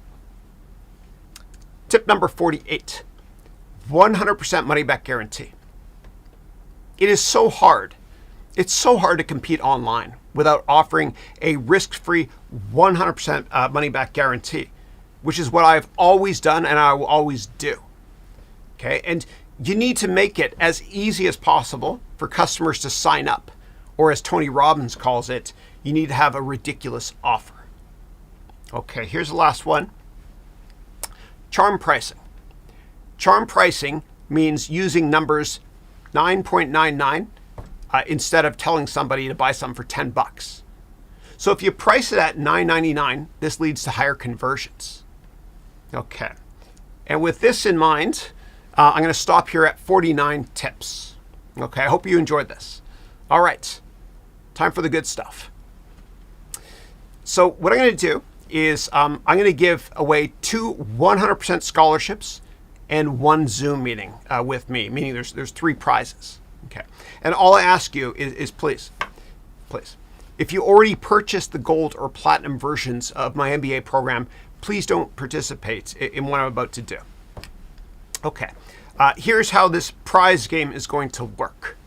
Okay, what I'm going to do is I'm going to ask you a question based on what I taught today, and whoever is the first person to type their answer wins. Okay, and if many people type at the exact same time, it's the name that comes up first that wins. Okay, all right. The first product that I'm going to give away to one person on this call is the platinum version of my MBA program. And actually, let me show you quickly here. So you can learn more about the platinum program, my MBA programs in general. Just go to the website I asked you guys to go to when you first join this this webcast here. Yeah, right here. Yeah, sell anything. Yeah. All right. So if you want to learn more about the product, you can click here. And if you want to set up, if you think you're going to buy, you're not sure, but you have a couple questions about gold and platinum, click here and set up meetings with me. I'm doing a ton of one-on-one meetings today, 10-minute meetings. It fills up pretty quickly, so click that if you're interested. Now, if you're interested in the gold or platinum program, just click that button I just clicked there, and you can learn all about it. And so let me explain both of them from scratch here. Okay, so the way it works is for the platinum program, you get more than 300 hours of lessons throughout the year. Okay, plus more than 200 hours of live Q&A like this, meaning Zoom calls and all that great stuff, or typing questions. I answer all the questions as always. Okay. Also, in the platinum program, I do 3 hours of one-on-one confidential Zoom meetings with you in 20-minute increments spread out throughout the year. And so the gold is like the platinum, except you don't get the one-on-one meetings with me. Now, the way it works is we start on January 10th, 2022. This will be our 3rd year of doing this one-year program, and over 1,000 people have taken my MBA products here on my website. Okay. So the way it works is I teach live in 2 different time zones. Time zone 1 is every Monday and Tuesday at 9 a.m. my time, Pacific time. Okay, 9 a.m. Pacific time on Mondays and Tuesdays. Time zone 2 is also on Mondays and Tuesdays, but it's at 4 p.m. Pacific time. And classes are about 3 hours on average. And if you can't attend the classes, you can watch the replays online. And it's a 1-year program, but if you don't finish in 1 year, you have access to it forever anyway. So you can always finish it next year. And the way it works is the only tests or grading I have is there's 100 very short quizzes after every class, all 100 classes. And each quiz will take you a couple of minutes to do. It's easy. And all you need to graduate is to get over 50% on half of the quizzes. Okay. Yeah. And so if you want to learn more, you can go to this website here, read through this. Of course, we have payment plans as well. So for example, for gold here, there's a payment plan. You can do 3 payments or a one-time payment. Same thing with platinum as well. There's a 100% money-back guarantee, okay, that lasts up to 30 days after we start. So if you purchase it today, and there are limited spots, especially for platinum, if you purchase today, you can get your money back all the way up until 30 days after we start the program, which is January 10th. And as an added bonus, what I do is any new content I create, you get for free forever.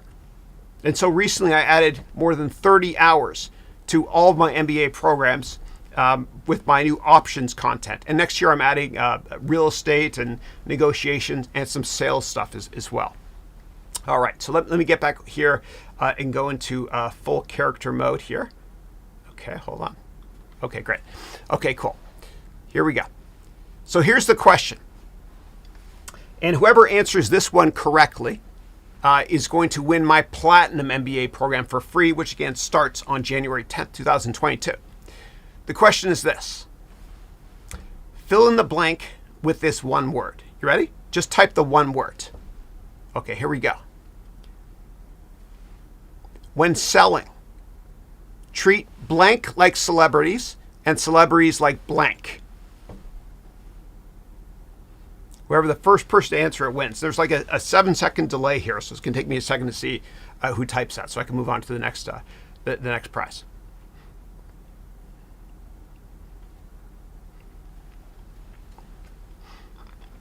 Actually, I think maybe it's 15-second delay. Okay. Oh, hi, Mina. How are you? Good to see you. Mina's in my Platinum program this year. She's from Greece. She's an expert video game designer. Yes, okay, the winner is Akshay. Akshay won. Excellent. Congratulations. And Akshay, please send all those answers. I love it. You guys are great. So Akshay, please email me at support@harounventures.com and then just remind me that you won the Platinum program. And then what will happen is my team will send you the link. Yeah. Congratulations. Looking forward to getting to know you as well. I think you mentioned you're from Bombay as well, or from Mumbai. Yeah. Awesome. Very cool. Very cool. Nicely done. All right, ready? Okay. Next question. And let me go full screen on this here. All right, get my water out of the way. Okay.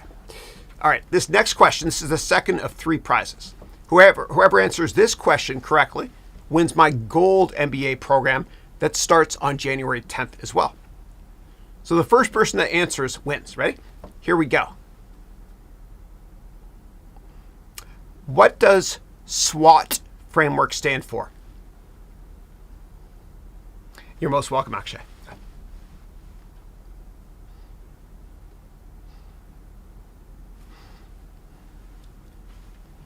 Did Keshva say you answered first? Let me check that. Hold on a second. Did I make a mistake? No, it was Akshay won. Yeah. Okay. And while you guys are typing the answer there, Christina is here. She's my wonderful head of alumni. She's the best. Christina, thank you so much for everything you're helping with graduation. You inspire me so much. You sent me an email about boxes. They all came. All the boxes came. Yeah. I'm sorry I didn't get back to you yet. The number of boxes you mentioned, they actually arrived yesterday. And also in terms of who's going to attend dinner, I would just assume for my family, it's going to be myself, and my wife, Christine. That night, at the Water Dog, cafe, my kids will be coming during the event because it's cheap labor to help with the cameras and stuff, but not dinner. Yeah.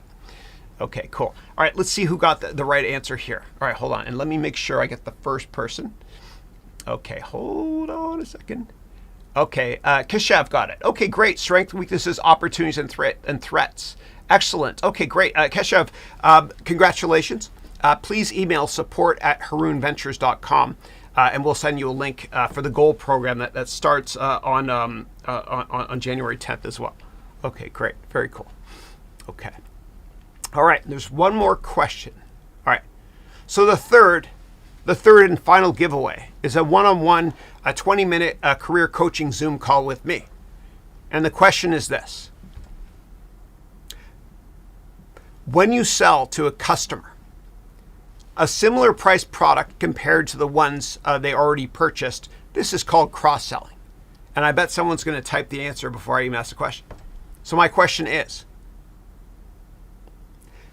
when I sell a more expensive product to a customer, it's called what?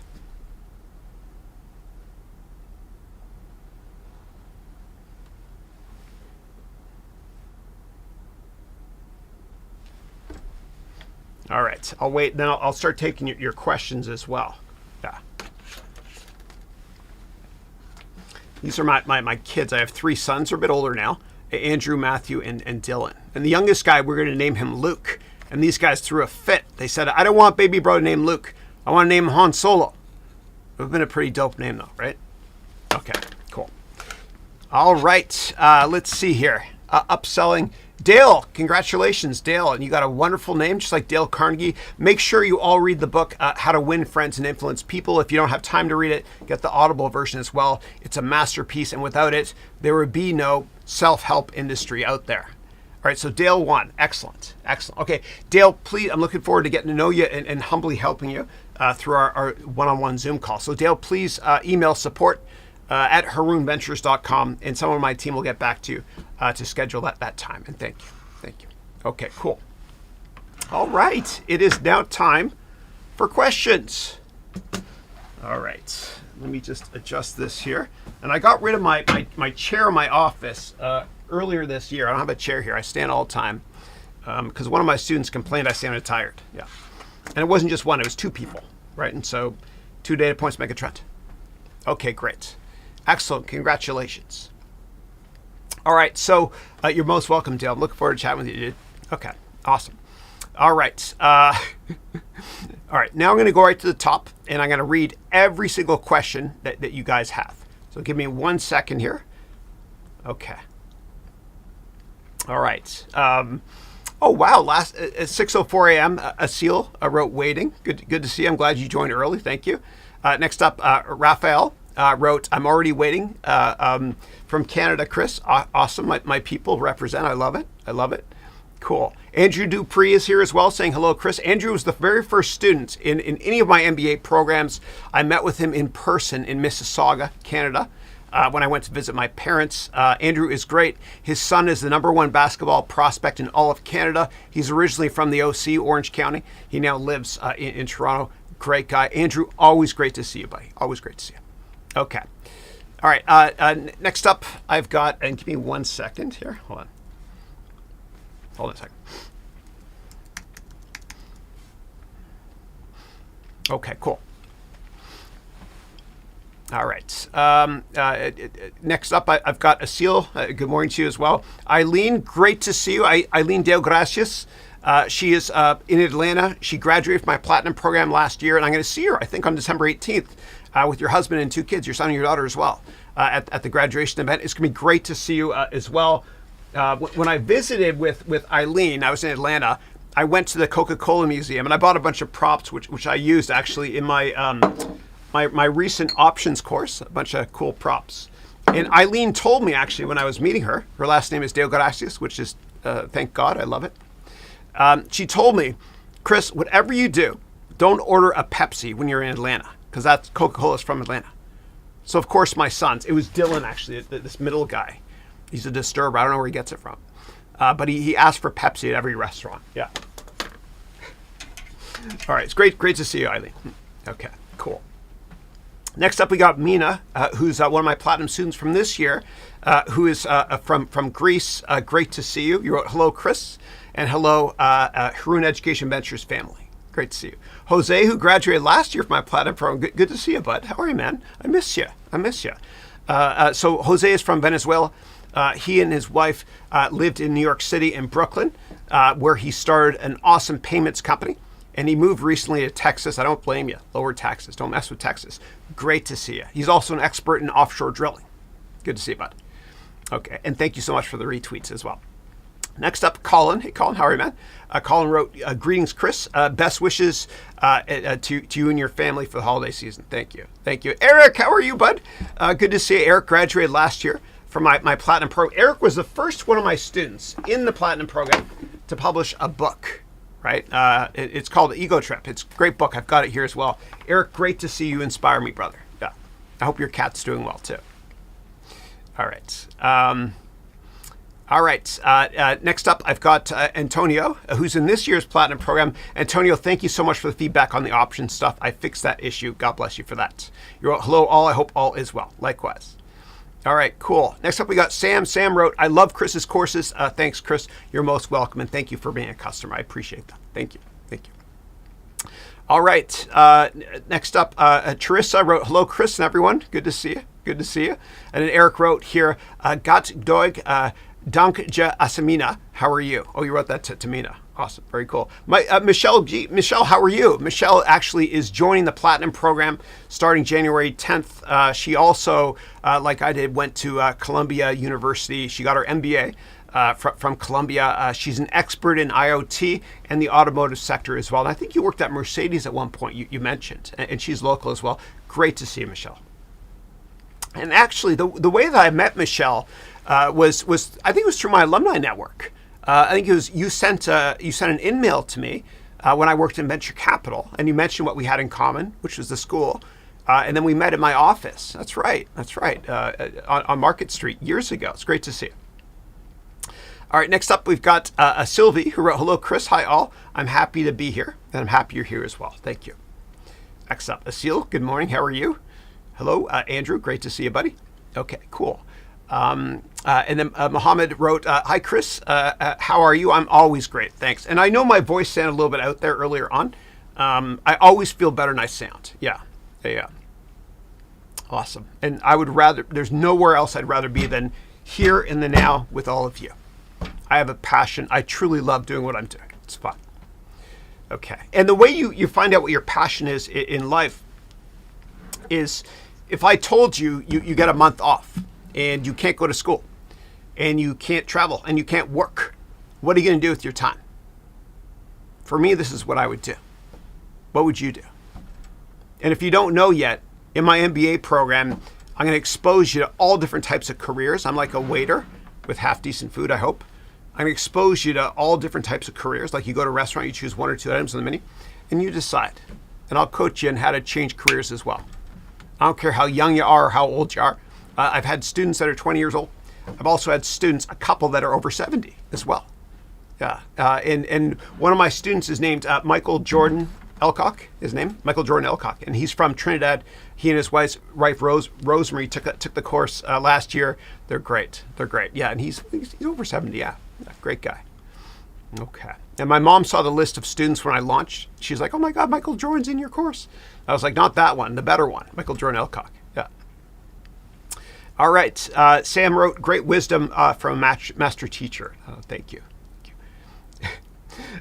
Christina wrote here, "Good morning, Chris, and our amazing global MBA family." Christina is head of the alumni network, well deserved. And Jason Blythe was head of alumni last year. He graduated with Platinum last year. He did a wonderful job, but it was hard for him because he got up at 4:30 in the mornings to do the monthly alumni calls. He's got 3 boys as well, like I do. And so he recommended Christina. It's a no-brainer. Christina, you're the best. Thank you. All right, so you wrote here, "Hope you're having an outstanding week so far. Cheers, Chris. I'm at the 12 p.m. line for water and only 600 steps. How about you?" And we all compete for this as well. So right now it's 1 o'clock. I'm only at 10 a.m. That's probably why my throat was gone. Yeah. Thank you for inspiring me to always be better. God bless you for that. In terms of my steps, I get 20,000 every day. I've taken about close to 15 million steps in this office in 2 years, right? So watch this. Alexa, what's 20,000 times 365 times 2? 20,000 times 365 times 2 is 14.6 million. Yeah. And today I've only gotten 500 steps. I got this new product. It's called an Oura ring. I'm such a nerd. I love trying new tech products. And this actually monitors how you sleep as well, your REM and your deep sleep as well. Deep sleep's been a problem with mine. REM, rapid eye movement. I always get massive rapid eye movement according to this app. I dream a lot. Yeah. Sometimes I look forward to going to bed because I have great dreams. And I look forward to getting up because I love doing what I'm doing. Yeah. All right, next up we got Demian, who's one of my amazing Platinum students, who's joining the program starting January 10th. He's originally from Venezuela. And he lives with his wife and daughter in beautiful Barcelona. It's great to see you, man. Great to see you. I'm looking forward to partnering with you next year as well. Thank you. Okay, cool. Next up, I got Mario. Mario, sorry, good to see you. And it was the first time I've ever met you on yesterday's weekly webcast. It was a pleasure, and I hope you join us again. And thank you. All right, we got Donzel. Hey, Donzel, how are you? Hey, Chris and future great business leaders. Glad to be here. Likewise, brother. Likewise. All right, Keshav, hello. Good morning to you as well. And then Sam wrote, thanks for all the inspiration. My students inspire me so much. I love this. I love this. It's fun. Yeah. Except for Eileen. I'm just kidding, Eileen. I have to tease you. We tease each other, right? I'm joking. Yeah. I love you, Eileen. It was great meeting you in person, too, in Atlanta. Yeah. And Eileen actually, she bought a company. And then 2 years after she bought it, she was doing an audit based on, I think, some of the stuff I taught in the program. And she discovered that she owns a horse. So Eileen, who has the most beautiful last name ever, also owns a horse. An accidental horse purchase. I hate when that happens. All right, next up, Jason wrote, haha, I love it. Thank you for that awful NFT joke maybe you were talking about. Sell me this pen, this is an NFT. Yeah. My humor's not that great. I had crickets. Okay, so during the options course, I did this 2-day options seminar last week. I was teaching about how General Mills, ticker GIS, they need to purchase wheat when doing futures contracts. And I have this prop. I love using props, as you know, when I teach show and tell. It's fun. I got this on eBay. And Michael Phelps, who won like 65 gold medals, he's on the cover of Wheaties. And then in 2012, they took him off the cover because he was caught doing marijuana. And so if I worked at General Mills, I would have said, wait a second, let's not take him off the cover. Let's do it this way. Leave him on the cover. We'll say this.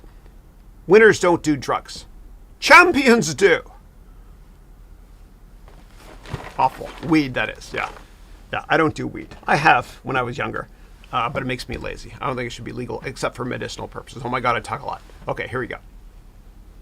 All right, and then President Scroob wrote, best intro ever. Okay, great. I'm glad you like it. And then Bavik, who graduated from the Platinum Program last year, is here as well. He wrote dad humor. You got to spell it with a U, though, because you're Canadian like me, eh? Oh, yeah. So Bavik lives in Mississauga.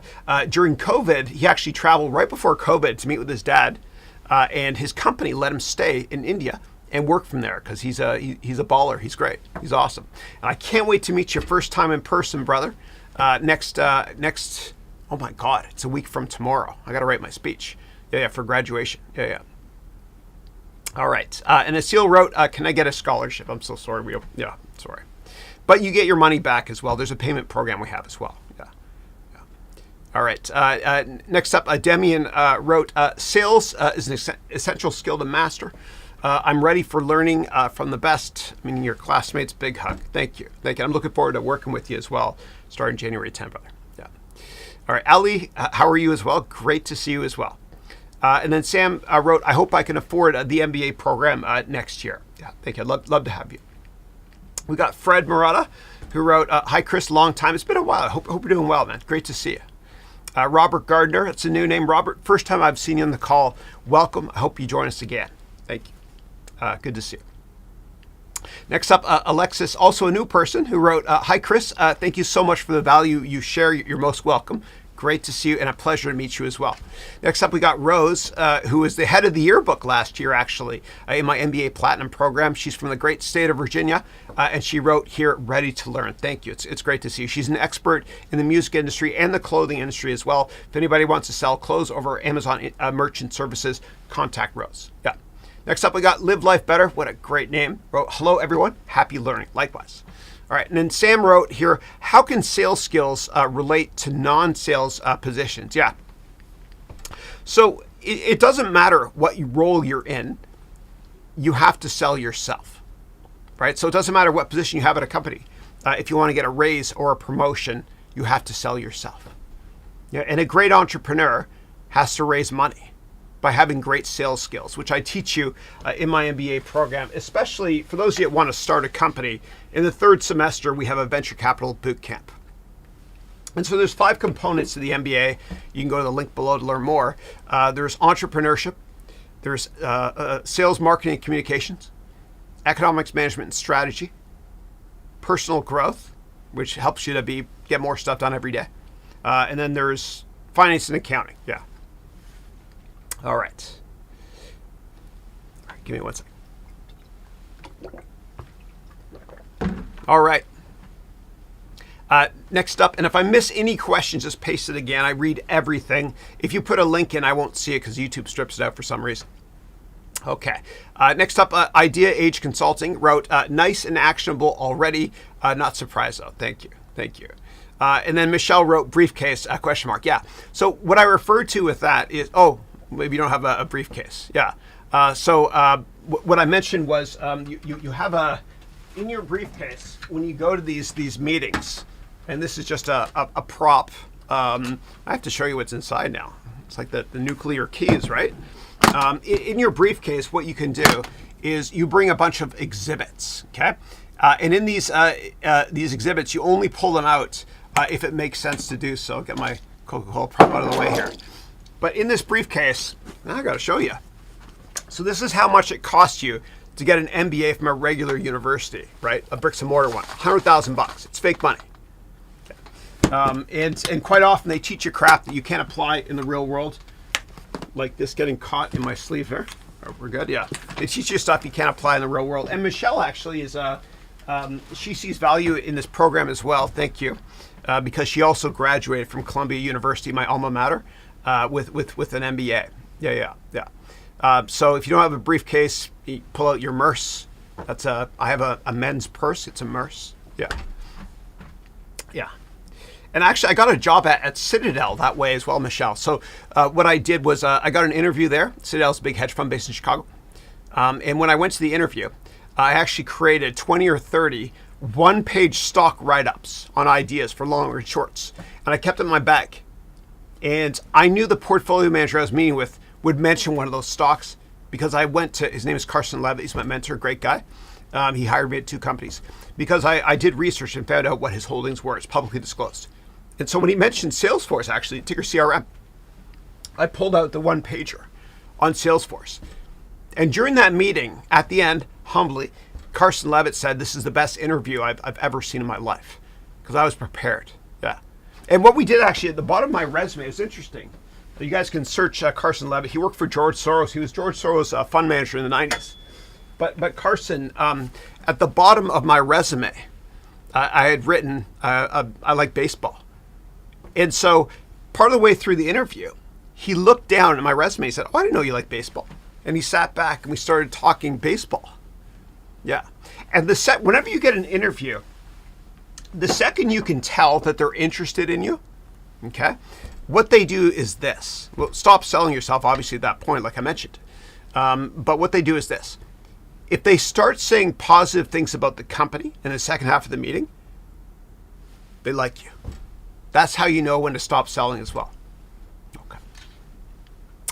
All right. Angelos wrote, "Hello from Toronto. Good to see you, man. Fellow 905er. Maybe you're a 416 area code. I was a 905er.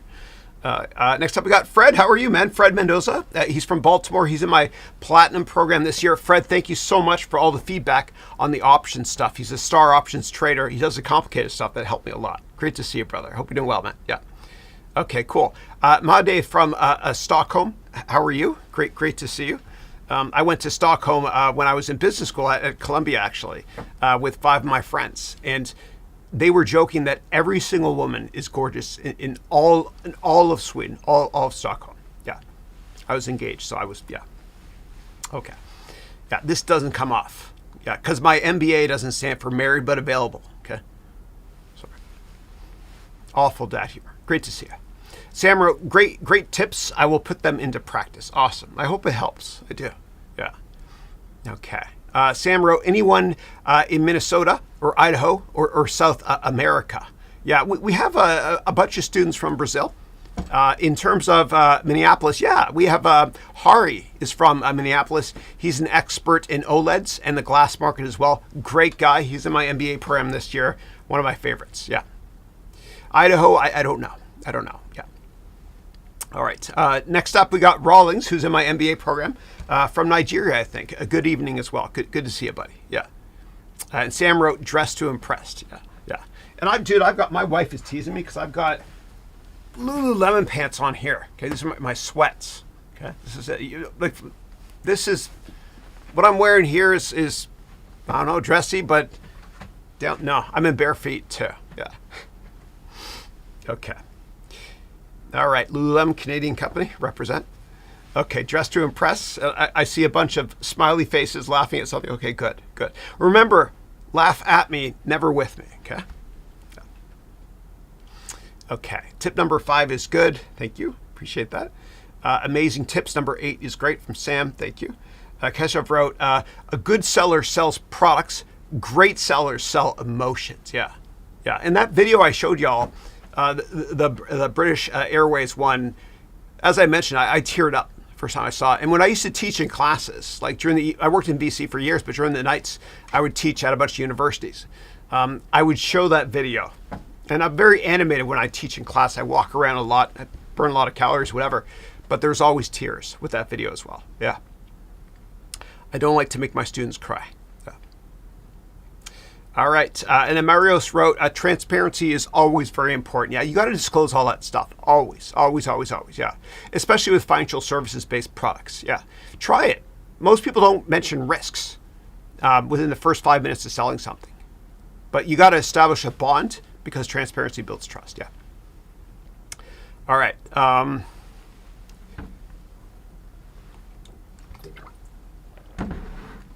Okay, cool. And Sam wrote, I just finished the resume and LinkedIn course by Chris. Selling yourself is the missing key for many people. Yeah. And if you guys want, you could type what you think your biggest weaknesses are, okay, in an interview situation, and I'll turn them live into a strength for you. Yeah. All right. All right, cool. All right. Mohammed wrote, I like Udemy as well. Cool. Yeah, they've been a great partner of mine. Yeah.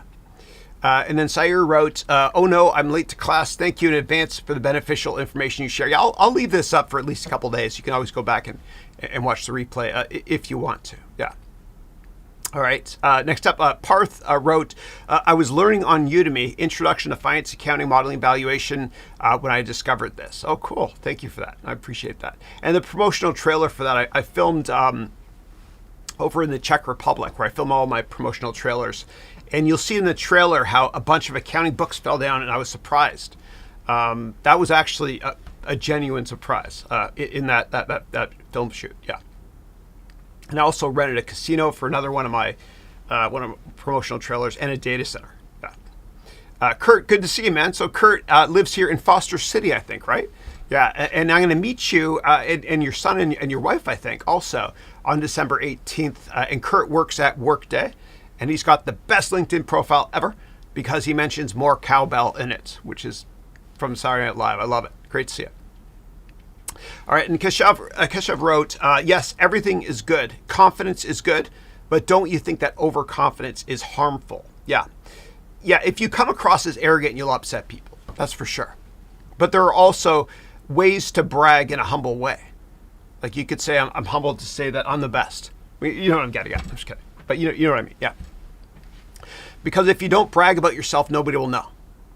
And a great indirect way to do it is to get people to write recommendations on your LinkedIn profile. Yeah. Yeah, which I do for all my platinum students if they ask, yeah. Okay. Raquel, how are you? Raquel is currently in my platinum program. She's also from beautiful Barcelona. I hope you get a chance to meet with Demian as well, who's joining next year's class. So Raquel wrote, hello, Chris and everyone. Hope all of you are having a great week. Chris, thank you so much for this useful and interesting class. Thank you for being here. I appreciate it. Thank you. And then Sam wrote, overconfidence is arrogance. Yeah, exactly. If you come across as overconfident, I agree. And if you catch yourself being too confident, what you can do is, and if you sense that the person interviewing is like, oh my God, you can redeem yourself by talking about one of your failures, okay? And talk about what you learned from it. Okay. And then Kurt wrote, we can all use a little more cowbell, which is what's written on your LinkedIn profile, I think. We can all use a little overconfidence. Most of us are underconfident. It's true. It's true. And we are always our own worst enemies. The mind's a powerful thing. It's like the Rodin sculpture, I think, therefore I am. Yeah. You just got to flick on that confidence switch with that Superman cape, which is what Tony Robbins talks about, I think, yeah. Okay. All right, next up, I've got Sam. Sam wrote, Chris's finance and investing courses are great. Thank you. I want to take his business plan class, crypto, and presentation classes. Thank you. Love to have you join us. And all the stuff in the MBA program is brand new recorded stuff, multiple camera angles, 4K. You'll see it in 1080, but it's future-proofed. I spent over $1 million putting it together. It's great. I hope you love it. It's fun. Okay, cool. And then Keshav wrote, yes, we can use Kurt, but I think people don't know where to stop or to put a barrier when it comes to being confident. Yeah. And remember, you can always redeem yourself, like I mentioned, by discussing a weakness, right? And you can create what's called a straw dummy of an argument. Like if somebody asks you what your weaknesses are, just like a scarecrow is not a real person, you create a straw dummy of an argument and you turn a weakness into a strength.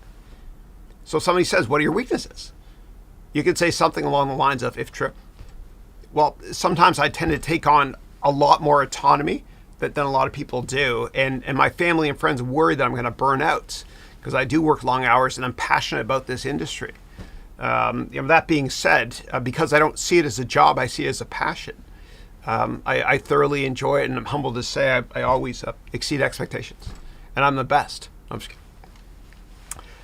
Okay.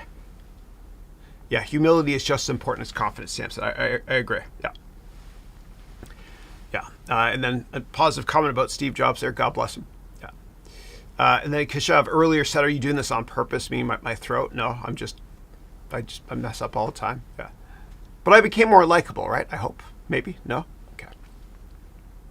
And then Jody wrote Vas F Tech. Yeah. And I think somebody wrote that the other day too. I'm not sure what that means. Yeah. Maybe it's an investment or something. Yeah. Keshav wrote, man, I love these types of engaging webinars. Yeah, and I'm looking forward to working with you as well, starting January 10th. I think it was you that won the platinum, which means you get one-on-ones as well. It's great. And you wrote, thanks a lot. You're most welcome. Pearl, how are you? Pearl is one of my MBA students. Wrote, what you do not start today, what you don't start today will not be finished tomorrow. Yeah. All right. Sam wrote, I hope you feel better. I feel great. Thanks. I'm good. And then Sam said here, thanks for your commitment and dedication to educating the world. Well, thank you for being here. I appreciate it. Thanks. And my job didn't exist like 10 years ago. It's amazing what the internet has enabled people to do. It's incredible. Think about it, man. Like all over the world, we're communicating for free. It's amazing. Yeah, and my kids, like the way they communicate with their friends hasn't been invented yet, like when they're older. And their jobs have probably not been invented yet either. Yeah. Okay. And then Jason wrote, I want to spend more time typing. That's in the goal setting workshop. I had it at 10 minutes originally, but I cut it down to 5 minutes on purpose. I thought some people might think it was overkill. Yeah. Okay. Okay, and then Keshav wrote here, what a coincidence. I'm also from Mumbai. Yeah. Then you put Bombay in brackets with respect to that video. What a great commercial. I love that. Yeah. And Keshav wrote, a maximum relate to that. Tears is written by Idea Age Consulting. And Keshav said, like I said earlier, a good seller sells products. Great seller sells emotions. Yeah, it's true. It's true. And all these great tech companies and multinationals, whenever they advertise, they're trying to appeal to emotions in those commercials as well. Next up, I got Coach Suzette wrote, I don't care if anybody sees me crying about this video. Yeah. Pavic wrote tears, same story. Yeah. And I did tear up first time I saw it. Most important comment of the day from Keshav, who said, yes, I love dosa. Guys, you haven't lived until you've tried dosa. Like we go to these great Indian restaurants and we order tikka masala and naan bread and all this great stuff. But dosa, if you don't see it on the menu, just ask if it's off menu. I'm telling you, it's the best food ever. And my favorite dosa I've ever eaten, you're going to laugh at this, was in two places. I went to Punjabi Grill, which is airport food in Mumbai, and also in Delhi. Yeah, so good. All right. And then Marios wrote, very nice story. It is a great story. Yeah. And Amar, hey Amar, how are you? Wrote, inspiring as usual, Chris. Thank you. Yeah, the videos are really inspiring. They're amazing. Yeah. Next up, I got Cyrus, who reminds me that your name reminds me of a video game I played when I was a kid called Myst, M-Y-S-T. Great character named Cyrus in it. Great to see you. You wrote, great, Chris. I was working, and you missed the first part of today. I'll watch the recordings of today's session. Also, I'll continue learning sales and marketing as part of the MBA program. Yeah, thank you. Yeah. And I'm putting together something I'm going to be adding next year to the program, which is a lot more on sales, right? And I was kind of testing the water today to see what the reaction would be. Yeah. So next year I'm adding, and if you sign up for my MBA programs, you get all this stuff for free forever. I'm adding real estate stuff. I'm also adding negotiations as well as sales, I think. Yeah. And maybe Excel. I'm not sure. I love Excel. It's fun. Yeah. And eventually I'm going to get into teaching programming too. I used to be a coder. I spent 1994 to 1998, 24/7 coding. I loved it. Yeah. It's fun. You get to be creative. Shalom, how are you, man? What's going on? I wrote, looking forward to the MBA 2022 in January. I'm honored to have you as part of it too. It was great meeting on Zoom a while back as well. All right. And then Teresa wrote, these are amazing tips. Many thanks, Chris. You're most welcome. I'm glad you enjoyed them. Thank you. Next up, Cyrus wrote, Chris, we use 80-20 principle for our customers, right? I don't know exactly what that means. Please let me know what you mean by that. Yeah, thank you. And then Denise wrote, always amazing and quality information. Thanks, Chris. You're most welcome, and I'm glad you're with us today. Thank you. Okay, Keshav wrote, also start rumors about yourself as rumors move like a spark. And then you wrote, I see Udemy courses on your go-to tabs. Yeah. Oh, did I have it up? Yeah. I have a lot of bookmarks from Udemy in my browser, if that's what you refer to. Yeah. And then you wrote, I love your book. I already have a copy of it a long time ago. Thank you. I appreciate that. Thank you. And I was approached actually by, after I published it and I got publicity for it, I was approached by Barack Obama's publisher, and they wanted to publish this. And I said, what are the terms? And they said, well, we're going to double the price. We'll make it 20 or 25 bucks. And then we're going to own it. And I said, well, how much do I get out of it? They're like, well, we'll give you $1 every book that's sold. And they own this forever, all the content. I was like, screw that. Yeah. So I won't give it. I'm kind of I don't have sponsors and whatnot. I just want to stay true to my student always. Yeah. This webcast was brought to you by Coca-Cola. I'm just kidding. Sorry.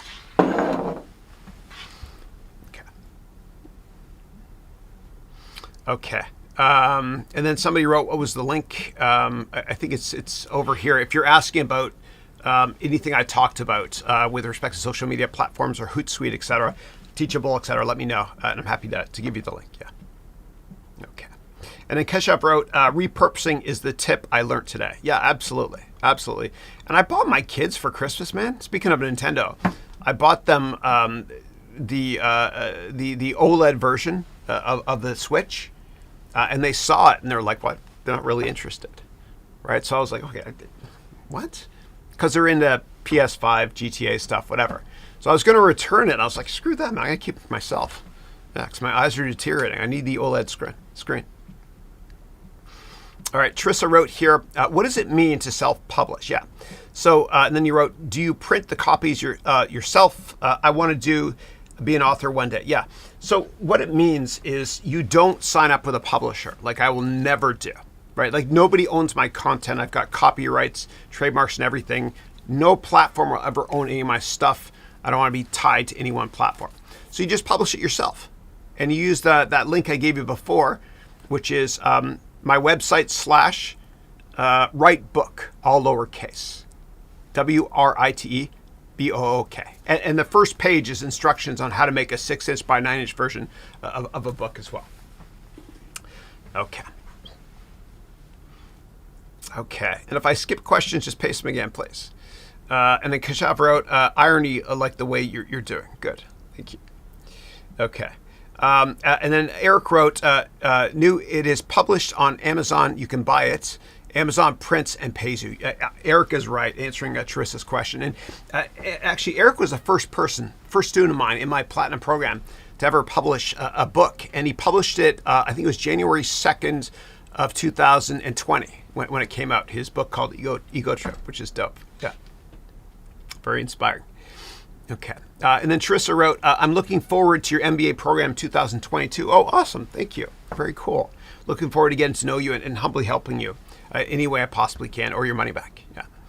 Okay, and then you wrote, I'm hoping to gain more direction as I'm strongly passionate about 3 different careers and I want to do them all. How do I do them all? Yeah. So, and then you wrote all 3 of them there. I'll get to them in a second. So I teach you a way to plan each day, a scheduling system that'll help you accomplish a lot more, because we all know that if you want to get something done, you give it to a busy person. Like when we go on vacation, for some reason, we can't even find time to exercise. Yeah. I'll teach you all that stuff, and I'll help you find your passions. And then you wrote here, your 3 passions are, number 1, counseling, meaning life coaching, 2, graphic design, and 3, author. Oh, it's easy. You can teach. Right? You can teach personal growth stuff and graphic design as well, and be an author at the same time. So all you have to do is you go here to Teachable, and I don't get any bonus points for anything I mentioned, as y'all know. Let me go there with you. All right, so let's go here to the Teachable. Okay, so all of my stuff, whenever people take my MBA courses, they're actually all stored on here. And you can actually use it for free, okay? Yeah, so there's a free plan as well. And what you can do here is you can also do coaching, right? So let me do a search on the word coaching. Here it is here, unlimited coaching services. And they take care of the e-commerce engine to collect payments, etc. It's a great deal. And in terms of writing books, what you can do, and this is what I've done, is whenever I make a course, I get the captions done from this company here called rev.com. And then what I do is I then export the captions directly into, I'll just sign up here. What I do is I export the captions and put them in the course, but I export the captions also in text files so I can make a book out of it, right? So I'll give you an example here, for example. So here, right here, this is a caption I have. What you can do is you can export it into a text file. And that's actually how I've written a lot of my books as well. They're just captions. Yeah. That way you work smarter, not harder. So there you go. You can do all 3 in one. And then you wrote, I want to be able to do them all, but I can't do them all at once or I get nothing done. Yeah. Yeah. And that reminds me of a great quote from Oprah Winfrey. She once said, you can have it all, but you can't have it all at once. Yeah. And I'll help you with scheduling as well. And I'll help you find your real passion in terms of those 3 passions you have as well in the program, which I'm happy to see you signed up for. Yeah. Yeah. And then I'm looking forward to your MBA program. Thank you. It should be fun. It's surreal. We're going to our 3rd year doing this. Yeah. All right. Next up, we got Sasha. Hey, Sasha. Sasha wrote, wow, this is really helpful. Yeah. Thank you. Thank you. And then Trissa wrote, I want to be an entrepreneur in my 3 passions, but I don't know how to make it work yet. I'll help you do it, and I'll help you do it to the extent it costs you nothing to start your company. Yeah. Yeah. And a lot of the products I mentioned today are free products to use. Yeah. And anybody that signs up for my program, you get all free new additions and stuff I add to the program forever. It's a pay once platform. Yeah. Yeah. Yeah.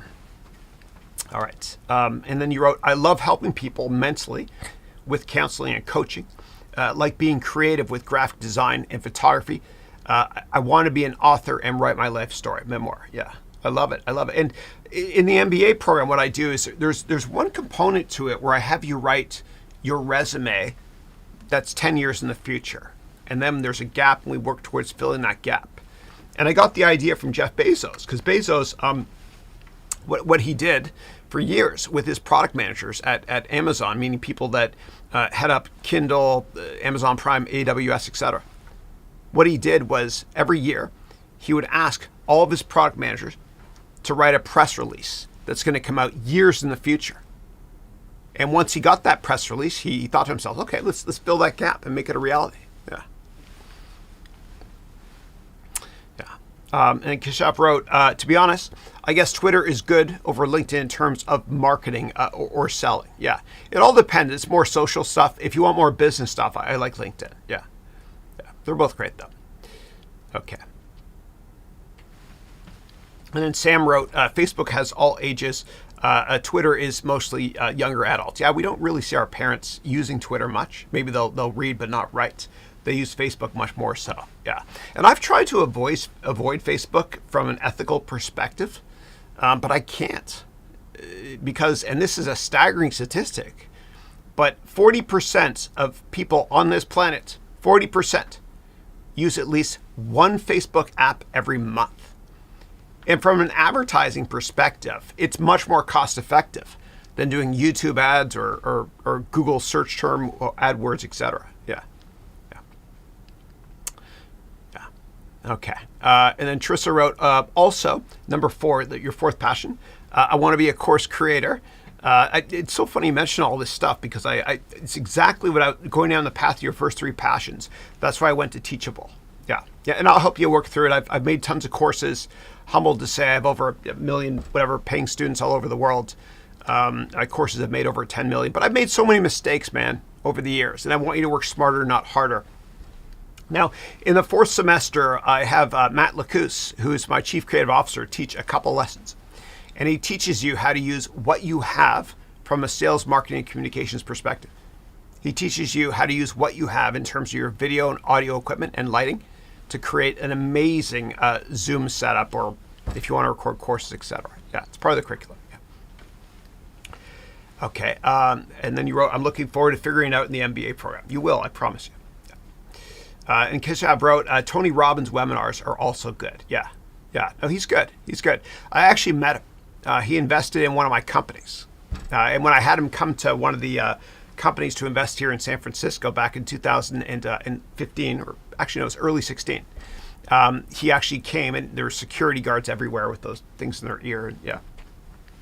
But he's the real deal. He's a good person. Yeah. Okay. And then you wrote more photos. That's why your Twitter exploded. Cool. Yeah, we're much more visual. That's why you'll notice I didn't put much text on my slides here. A lot of it was just kind of, it was image based. We are more visual. Yeah, especially when you're presenting. You don't want to be using. You want to clog up your slides with too much text. Yeah, images work well, and the power of 3 works incredibly well as well. And even with photos, like really famous photos, you'll notice that there's usually 3, the rule of 3/3, they call it. Like a beach photo has the beach, then you got the ocean, then you got the sky. The power of 3 works. I learned that from Steve Jobs, yeah. Okay. All right. Okay. And Sam wrote, I love the video. We set our own limitation. It's so true. And Ahmed agrees as well. Ahmed, how are you, man? Okay. And Keshaf wrote, nice, like it's Haroun Business School. 2/3 of HBS is, I'll stop. Okay, and Trissa wrote, a positive attitude is very important in many aspects of life and business. I'm glad you said that. I'm always working on trying to be more positive. Yeah, you can never be too positive, ever. Yeah, and cut off people in your life if you can that are negative. They do nothing for you. I know it's a harsh thing to say, and some people get upset when I say that, but I care. Yeah. Or if you're getting criticized by people at work and you can't avoid it, let that be your source of frustration, and let me help you harness that frustration and reinvent yourself, get a better job, or start a company. And if all else fails, when you get criticized, I want you to tell yourself this in your mind. Unjustified criticism is nothing more than a disguised compliment. And so perception becomes reality. When people unfairly criticize you, in your mind say, thank you for that compliment. You insecure schmuck. Don't say that last part. Okay. Mina wrote, guys, keep notes. I did this, and I'm starting my thesis 3 to 4 semesters ahead of time from the tips I got and doubting it with other stuff, or doubling it with other stuff, getting way more things done. Awesome. And Mina is in my program now. She's great. Again, she's from Greece, and she's a rock star coder who's going to create the most incredible video game on the metaverse ever. And I can't wait to see it. Yeah. And Mina wrote, this MBA was really one of the best things of this year for me. Awesome. Thank you. I'm very glad to hear that. Thank you. The year's not over, though. Just kidding. Trissa wrote, you only feel nervous because you tell yourself you're nervous. And you wrote, that's genius. Yeah. And then you wrote, our self-talk can help us get better or worse in anything. We need to speak better about ourselves. Yeah, absolutely. It's, I think therefore I am. Yeah. Yeah. Like, and you see it with the matching principle from a psychology perspective a lot too. You'll see a guy who's kind of, I don't know, average looking, dating, a beautiful woman who's accomplished in so many aspects of her life, and vice versa. It's because in their mind, that's how they view themselves. It's like the cat looking in a mirror and seeing a lion. Yeah. I have a cat. Yeah, my cat is a year old. She only likes me when I feed her. I don't know why. It sucks. Yeah. Although my kids and Christine went home for Thanksgiving, went to Canada, I was still here working. And the cat loved me because it wasn't getting attention. Yeah. And then Sam wrote, tear down this wall. It's a great and powerful speech. It's amazing. Yeah. The Brandenburg Gate in Berlin. Yeah. And I visited a couple of years ago too. And I did actually a video there, which is in the MBA curriculum, right in front of it. Yeah. Okay. And then Teresa next up wrote, I often say, be careful where you allow your mind to wander. Because if we think negatively, we speak negatively, and negative actions and words and situations happen. The opposite is true also. It starts with our thoughts. Yeah. Think positively, live positively. Absolutely. Absolutely. All great entrepreneurs are positive people, right? And what you don't see behind the scenes is the gazillions of times that these great entrepreneurs have failed. But they never gave a damn what people think. Because every time you fail, you get one step closer to greatness. Yeah. And you only have to be right in business one time. Yeah.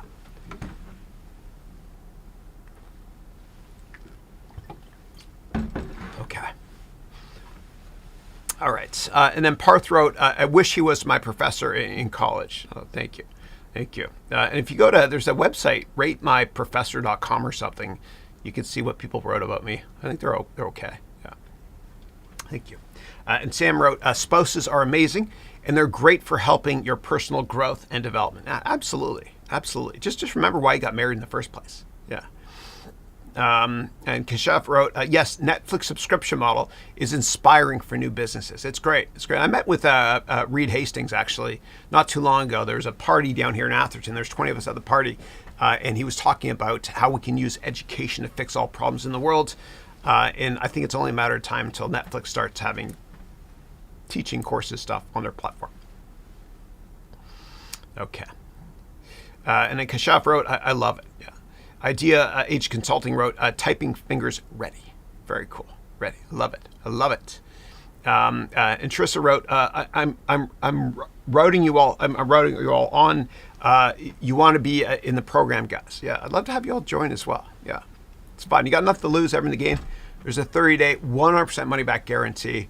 And I'd love to be a tiny part of your incredible success or your money back. Yeah. Okay. And then Made wrote, I don't want it to be free, but I want to participate. Yeah. And Mina wrote, good luck, everyone. Yeah. Okay, and Charissa wrote, I'm in the gold program in 2022. I hope to see everyone there, gold or platinum. You want this program. I'm looking forward to seeing some or all of you in 2022. Awesome, thank you. And I'm looking forward to getting to know you as well and humbly helping as much as I can to make sure your 4 passions become a reality. Yeah. Okay, cool. And Made wrote, I'll be joining platinum. Awesome, great, thank you. Thank you. I appreciate that. And if anybody's on the fence, I'll show you here. If anybody's on the fence and you have questions that you want to ask me one-on-one, I can talk to you today. So let me actually show you. All right, hold on a second. Yeah. So just go to that link you see there on the bottom, okay? And then I'll go there with you. Hold on a second. Yeah. So go to the Sell Anything page here. And if you have questions about the program, you can't get your questions answered here, and you're thinking about seriously joining, but you want to do a one-on-one call with me, then click here. Yeah, so I'm doing calls today. Yeah, here. So I'm going for a bunch of filled up, but I'm going, I guess I got opening between 5:40, 10-minute slots all the way up until here. Wow, people took the late ones as well. And then I'll do it again next. I'll do it the week after next. Yeah, but set up a call today if you're interested, and I'm happy to do a one-on-one Zoom call with you to answer any questions you might potentially have about the program. Yeah. All right, cool. All right. All right, and here's where I get to where people answer the questions correctly. Yeah. Wow, lots of answers, man. This is great. I love the engagement. Yeah. Yeah.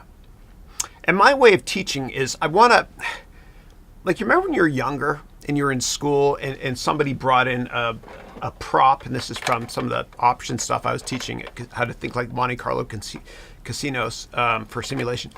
But remember somebody brought in a prop at school, and you don't remember what the teacher said all year, but you remember that prop. And so when I teach, I like to be very visual to the extent that you're learning by accident, right? You're like, oh my God, I'm learning, and it's fun. And I enjoy my classmates as well in the global network. Yeah, that's my goal. I don't want it to feel like school. Yeah. Okay. And Akshay said, thanks, Chris, you're most welcome. Yeah. All right. And then Christina, who's a head of alumni, who's also from the Bay Area here, and Christina and her wonderful husband, Christian, are also in my program. Christian's a very senior executive working at Sony PlayStation. Great guy. I got to meet them both in person a couple weeks ago. They're great. And they have a wonderful daughter, Isabella, as well. Yeah. Okay. And so Christina wrote, congratulations, Akshay, on winning the Haroun MBA Platinum degree program. Welcome to our amazing global MBA family. Amen to that. Cool. All right. See any more questions here? Okay.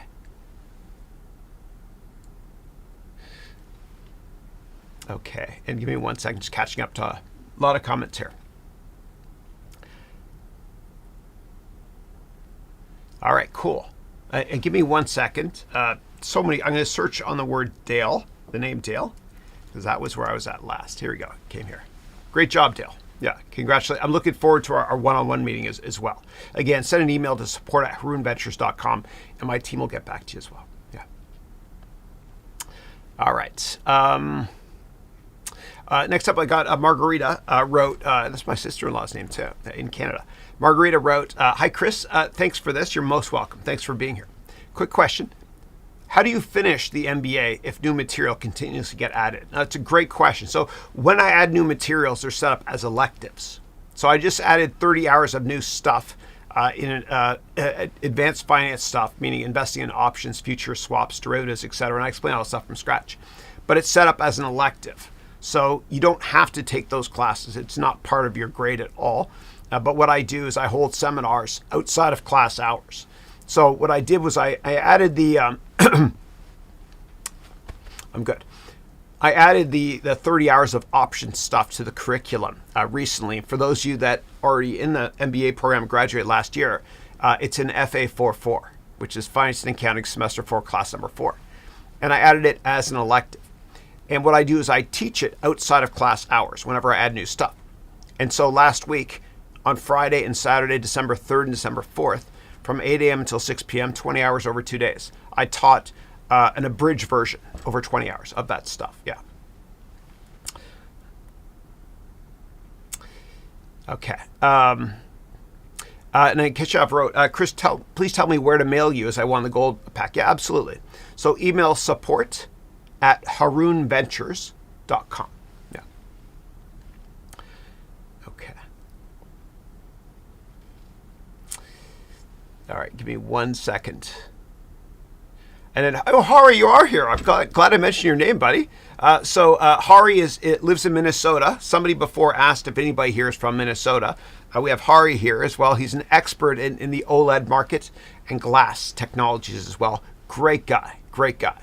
And so Hari wrote, Chris's classes are next generation. Thank you. You're next generation, man. I miss you. Okay. Oh, and by the way, if you sign up, so it's so hard for me because I get to know my students and I want to help you with your success forever.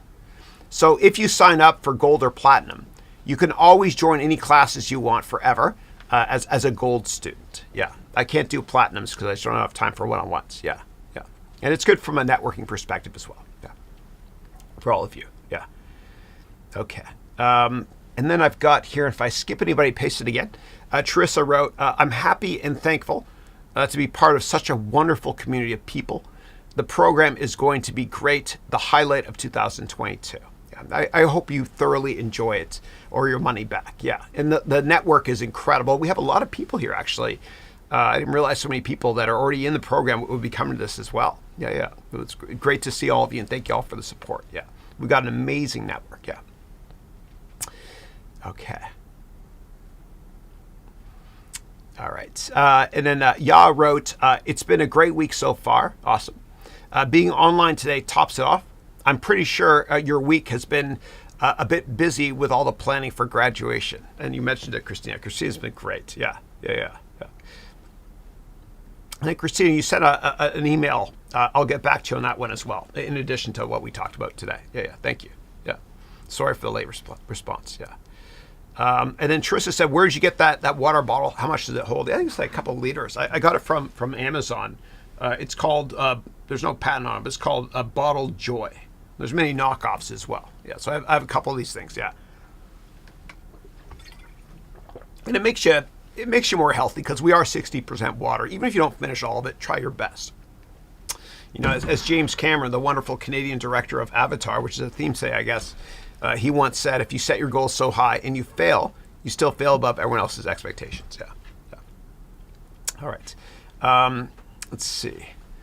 And then Christina wrote here, cheers, Chris. I'm drinking my hot coffee with MCT oil and grass-fed butter as per your biohacking recommendations now.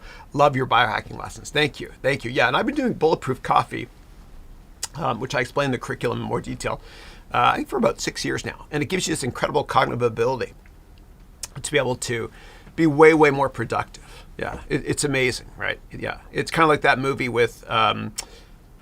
movie called Limitless with Bradley Cooper. Yeah. Where he takes a drug. This is not a drug, but he takes a drug and he can absorb a lot more information. Yeah. I love biohacking so we can reach our full potential. Yeah. All right. And then Christina wrote here, Chris, love our co-opetition with our water challenge and steps challenge for the health of our amazing global MBA family. Amen to that. That's probably, maybe that's one of the reasons why my voice is gone. I haven't been drinking enough water. Yeah. But it's okay. I have throat 37, which works, I think. Yeah. Okay.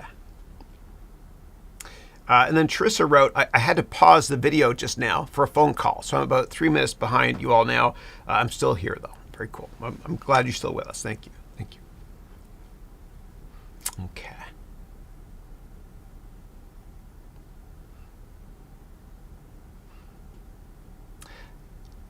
All right. I'm scrolling through here. I love when you guys talk to each other. It's great from a bonding perspective. I was looking for questions. Yeah.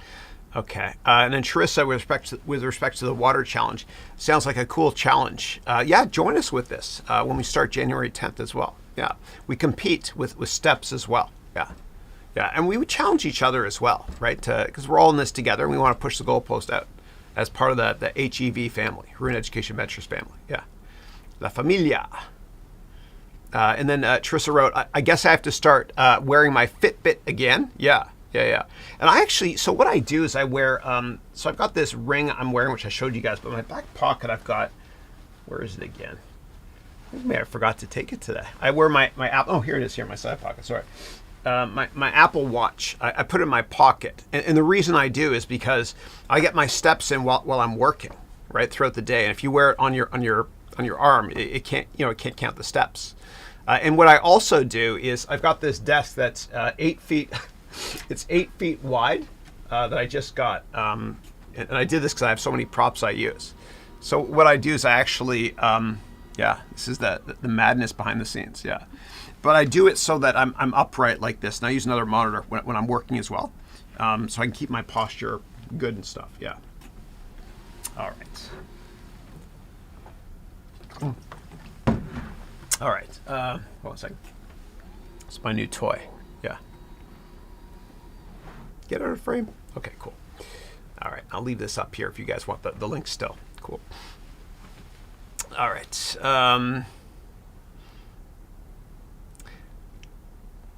Okay, so Hari wrote 80%. Okay, thank you for that, clarifying this. So I asked earlier what is 80-20. Another student mentioned, and Hari, who's from Minnesota, my program is great, wrote 80% effort, focus on top 20% best customers. Going, okay, yeah, definitely. Yeah. Yeah. It's so true though, man. Like when I mentioned that small clients are just as much work as big clients, right? When you're trying to close big deals and stuff, just keep that in mind. Always. Yeah. And sometimes with big clients, you can even raise your prices. Then they'll get interested. They'll take you more seriously. I know it sounds strange, but for me, whenever I do my one-day events, I charge at least 10 grand per day to speak. I know it's crazy, but people pay it. If I charged $100 for a corporation for a day-long seminar, I'd be like, this guy's not legit. I know it's out there. But yeah. All right. And then Christina wrote, thank you so much, Professor Chris, for another amazing web class. You're most welcome. And thank you, Christina, for everything you do, too. You've definitely helped me out so much. Yeah, you're amazing. And Christina's also head of the yearbook as well. I don't know how you find the time for this. Yeah, and she runs a couple charities as well. You're amazing. You're amazing. Yeah. And I think you'll all love getting to know Christina online here in our alumni network, as well as in person on the 18th if you can make it. Yeah. Okay, next up I got Paul. Hey, Paul. Paul wrote, thank you, Chris. I joined late, but always great informational value. Thank you. And then he wrote, I truly appreciate you. I hope to join the MBA program in 2023. Awesome. Thank you. And then you wrote, power on. You're a true inspiration. The real deal. Thank you, brother. I appreciate that. Thank you, Paul. Thank you. Bateman, I have to ask you. Okay, your last name Bateman. Are you related to Justin Bateman? So Justin Bateman, you guys know that the show The Ozark, which is so good. Season 4 is coming out in January. But Justin Bateman, actually, this is interesting. So he was this child prodigy. He was in a lot of movies like Teen Wolf Part 2 in the 80s. And Justin Bateman worked so hard when he was a kid, and he was in rehab throughout the entire 90s. That's why we didn't see him in any movies or TV shows then. And everybody deserves a second chance. And he went to rehab. He kicked the bad habits. Now he's very successful again. Yeah.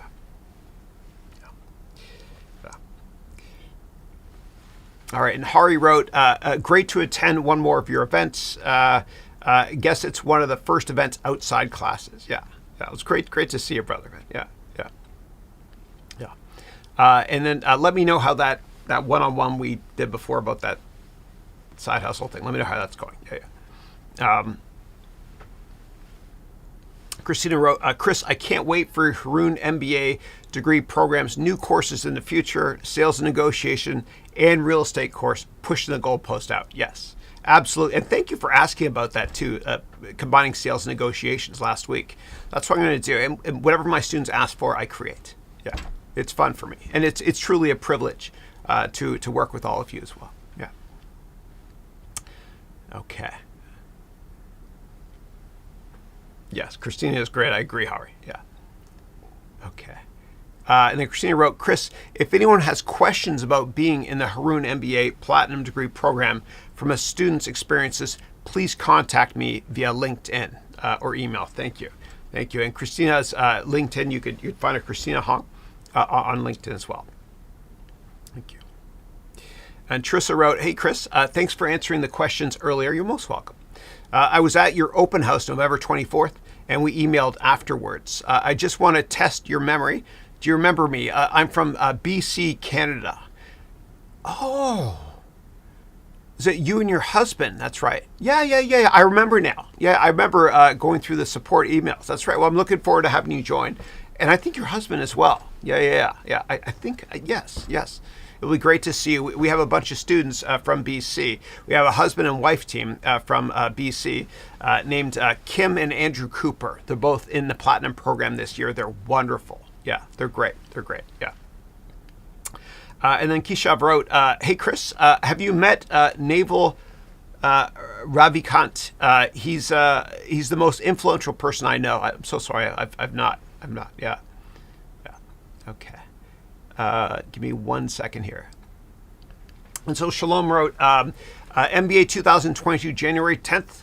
What days and times each week are you teaching the MBA live? Yeah. So the way it works is there's 2 time zones. So time zone one is Mondays and Tuesdays starting on January 10th. Mondays and Tuesdays at 9 a.m. Okay, so that's 9 a.m. until noon. That plus Q&A. Then Time Zone 2 is also Mondays and Tuesdays starting January 10th, starting at 4 p.m., 4 to 7 p.m. Pacific time. Yeah. And then we have for MBA students only office hours, meaning for Gold and Platinum only office hours on Thursdays after my general 8 a.m. session I do every Thursday. And there's also one-on-one meetings with Platinum students every Monday, Tuesday, and Thursday. Yeah, spread out throughout the year. Yeah. Okay. And then Hari wrote here, in addition to counting your steps, please keep a log for words spoken to, or the translator can do it easily and send you a weekly report on word count. Yeah, we have automation for that as well. Yeah. Like for example, everything I say right now is being automated, and I turned it on in YouTube recently, so you can actually get real-time closed captions, which is pretty cool. And we have advanced closed captions added for my MBA program. So you can search within any lecture, any word I say, and automatically it jumps there when you go to that part of the lesson. Yeah. All right. And then Margarita wrote, my daily steps goal is 5,000. Sometimes my husband and I do 10,000 steps each night from South Africa, where it's just gone past midnight. Oh, very cool. And I mentioned earlier Kim and Andrew Cooper, who live in BC. They're originally from South Africa as well. Johannesburg. I'm sure he'd be happy to talk to you at some point if you're interested. Yeah. And I had a couple students from Johannesburg that graduated last year from my program as well. Yeah. Including Mapudi that graduated last year. Yeah. Great guy. Okay. And then give me 1 second here. And then Akshay wrote, hi again. Thank you, Chris. Once again, I wanted to ask you how to get prepared for the Platinum MBA program in advance, like some prerequisites and stuff. Nothing. And I want you to forget everything you've learned about business, because I'm going to teach you from scratch, especially accounting and finance. I'm going to teach you in a new way with lots of props, and you're going to love it. There's no preparation required. Yeah. Okay. And then Paul Bateman wrote here, I get asked that a lot. No relation that I'm aware of. Okay, cool. Yeah, Justin and Justine, his sister actually was on Family Ties. Remember that? With Leonardo DiCaprio. It's where he got to start back in the 80s. Yeah. And then Mina wrote here, everyone's free to contact me too for further questions and via email, LinkedIn. Thank you so much. And so Asamina's name is here. Last name is Stadi, S-T-A-T-H-I. Thank you so much for that. I appreciate it. Amina's in my Platinum program this year. Yeah. And I've got on my calendar, you told me a year ago, to clean my computer at the end of year every year. You're dead right about that. So when you open up your computer, there's dust everywhere, and yeah. So I got a special vacuum cleaner for it as well. And thank you for saying that. You probably saved me a lot of money. Thank you. And then Christina wrote, Chris, I agree. I love Justin Bateman in the Ozarks. He started out on Little House on the Prairie. Oh, I didn't know that. Interesting. He was also on Silver Spoons. Oh my God, I didn't know that. I watched Silver Spoons as a kid. I remember that. Yeah. And that's where Carlton got his start. You know, the guy in The Fresh Prince. Yeah. And then Hogan's Family. I didn't know that. I had no idea. Yeah. And Amina wrote, if anybody is on the verge or not, honestly, I'd love to share how great it is, the program. Thank you so much. I appreciate that. Oh, Kim, you are here. How are you? Kim from South Africa, lives in BC. So Kim wrote, hi, Chris. Hope all is well. Thank you for the webinar. You're most welcome. It is a pleasure to see you. And Coop, your husband, Andrew, as well. Yeah. As always, great tips and advice. Take care and have a great weekend. Thank you. You too as well. Thank you. Okay. Next up, we got Solomon, who wrote, if I want to succeed in business administration, in which subject should I focus on? Accounting or business 101? Yeah. So if you only have one choice, I would probably say accounting. And the reason I say that is because accounting is the language of business. It's not common sense. You got to learn it. And I use a ton of props to teach you a fun and engaging way in my MBA program. Yeah, but you do have to learn the nuts and bolts of finance and accounting in order to understand how to scale a business. Yeah. Okay, next up, Sangoda wrote, hey, Chris, I'm only 17. How are you? It's my son Andrew is 17 now as well. Yeah. I got a 17-year-old, a 15-year-old, and a 12-year-old that's going on 20. Yeah. So you wrote, I'm only 17. and I want to get your business courses, meaning the financial related courses.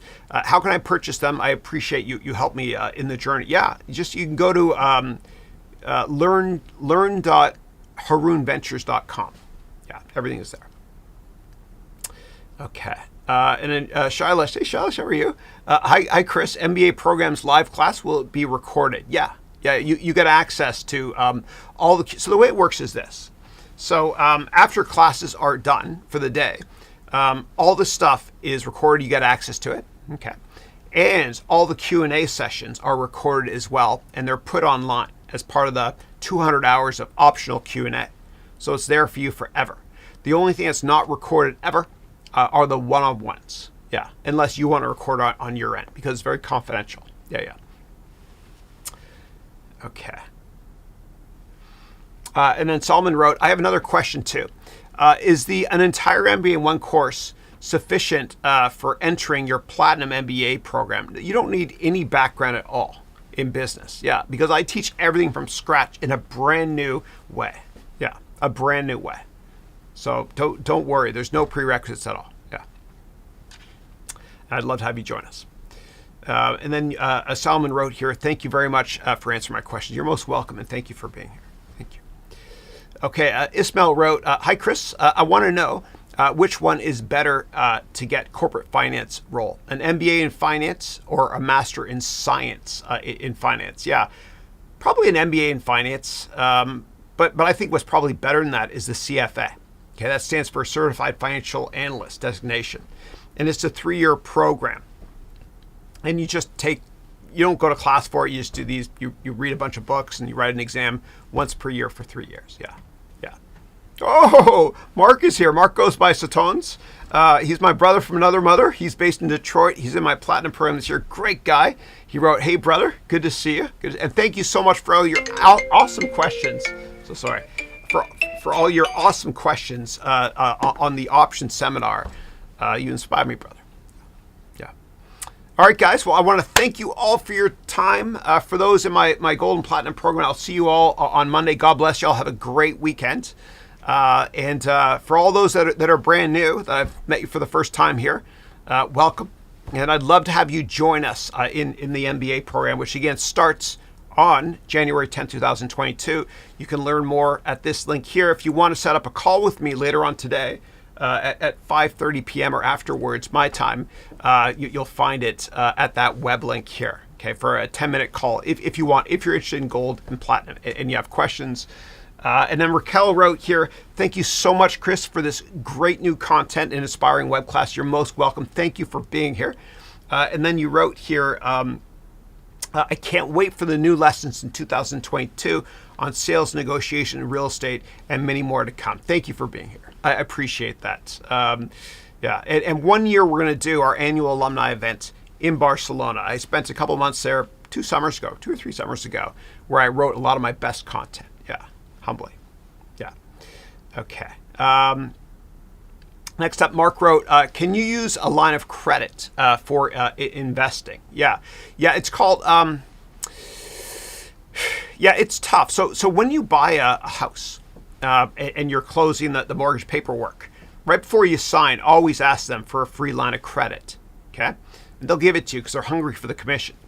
And you can always tap into that line of credit if you need to for some crazy reason in the future, like if we lose our jobs or something. Yeah, I wouldn't use it for investing though. Yeah. If you want to use any sort of loan for investing, don't do it. But if you want to, you can use margin. And to open an options account, you have to have a margin account as well. Yeah.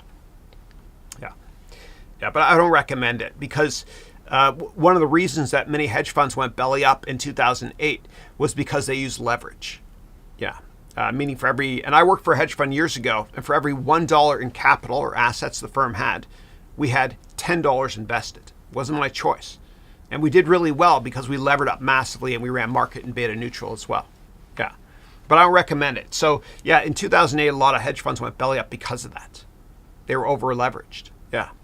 And Warren Buffett once said about leverage in derivative products that derivatives are financial weapons of mass destruction. Yeah. All right, cool. Cool. Next question is from Ismail, who wrote, can you tell me how your MBA helps helps in this. Yeah, set up a one-on-one call if you want to with me. Just go to this link here, and I could set something up with you later on today. Yeah. All right, cool, great. Mina wrote, thank you, Chris. Have a lovely weekend. Lovely meeting your new members of the HEB family. Amen to that. You too. Akshay wrote, great content, Chris. Thumbs up. Thank you. Christina wrote, thank you so much, Professor. You're the best of the best teacher and mentor to our amazing global MBA family. God bless you, Christina. Thank you so much. It means a lot coming from you and from all my students here. Okay, guys. Well, I hope you enjoyed this. I'll leave the replay up for a couple days. And if you have any questions, again, go to this link here and let me know. Again, I'd love to have you all as part of this program. All right, take care. God bless, and thank you. This was fun. Thanks.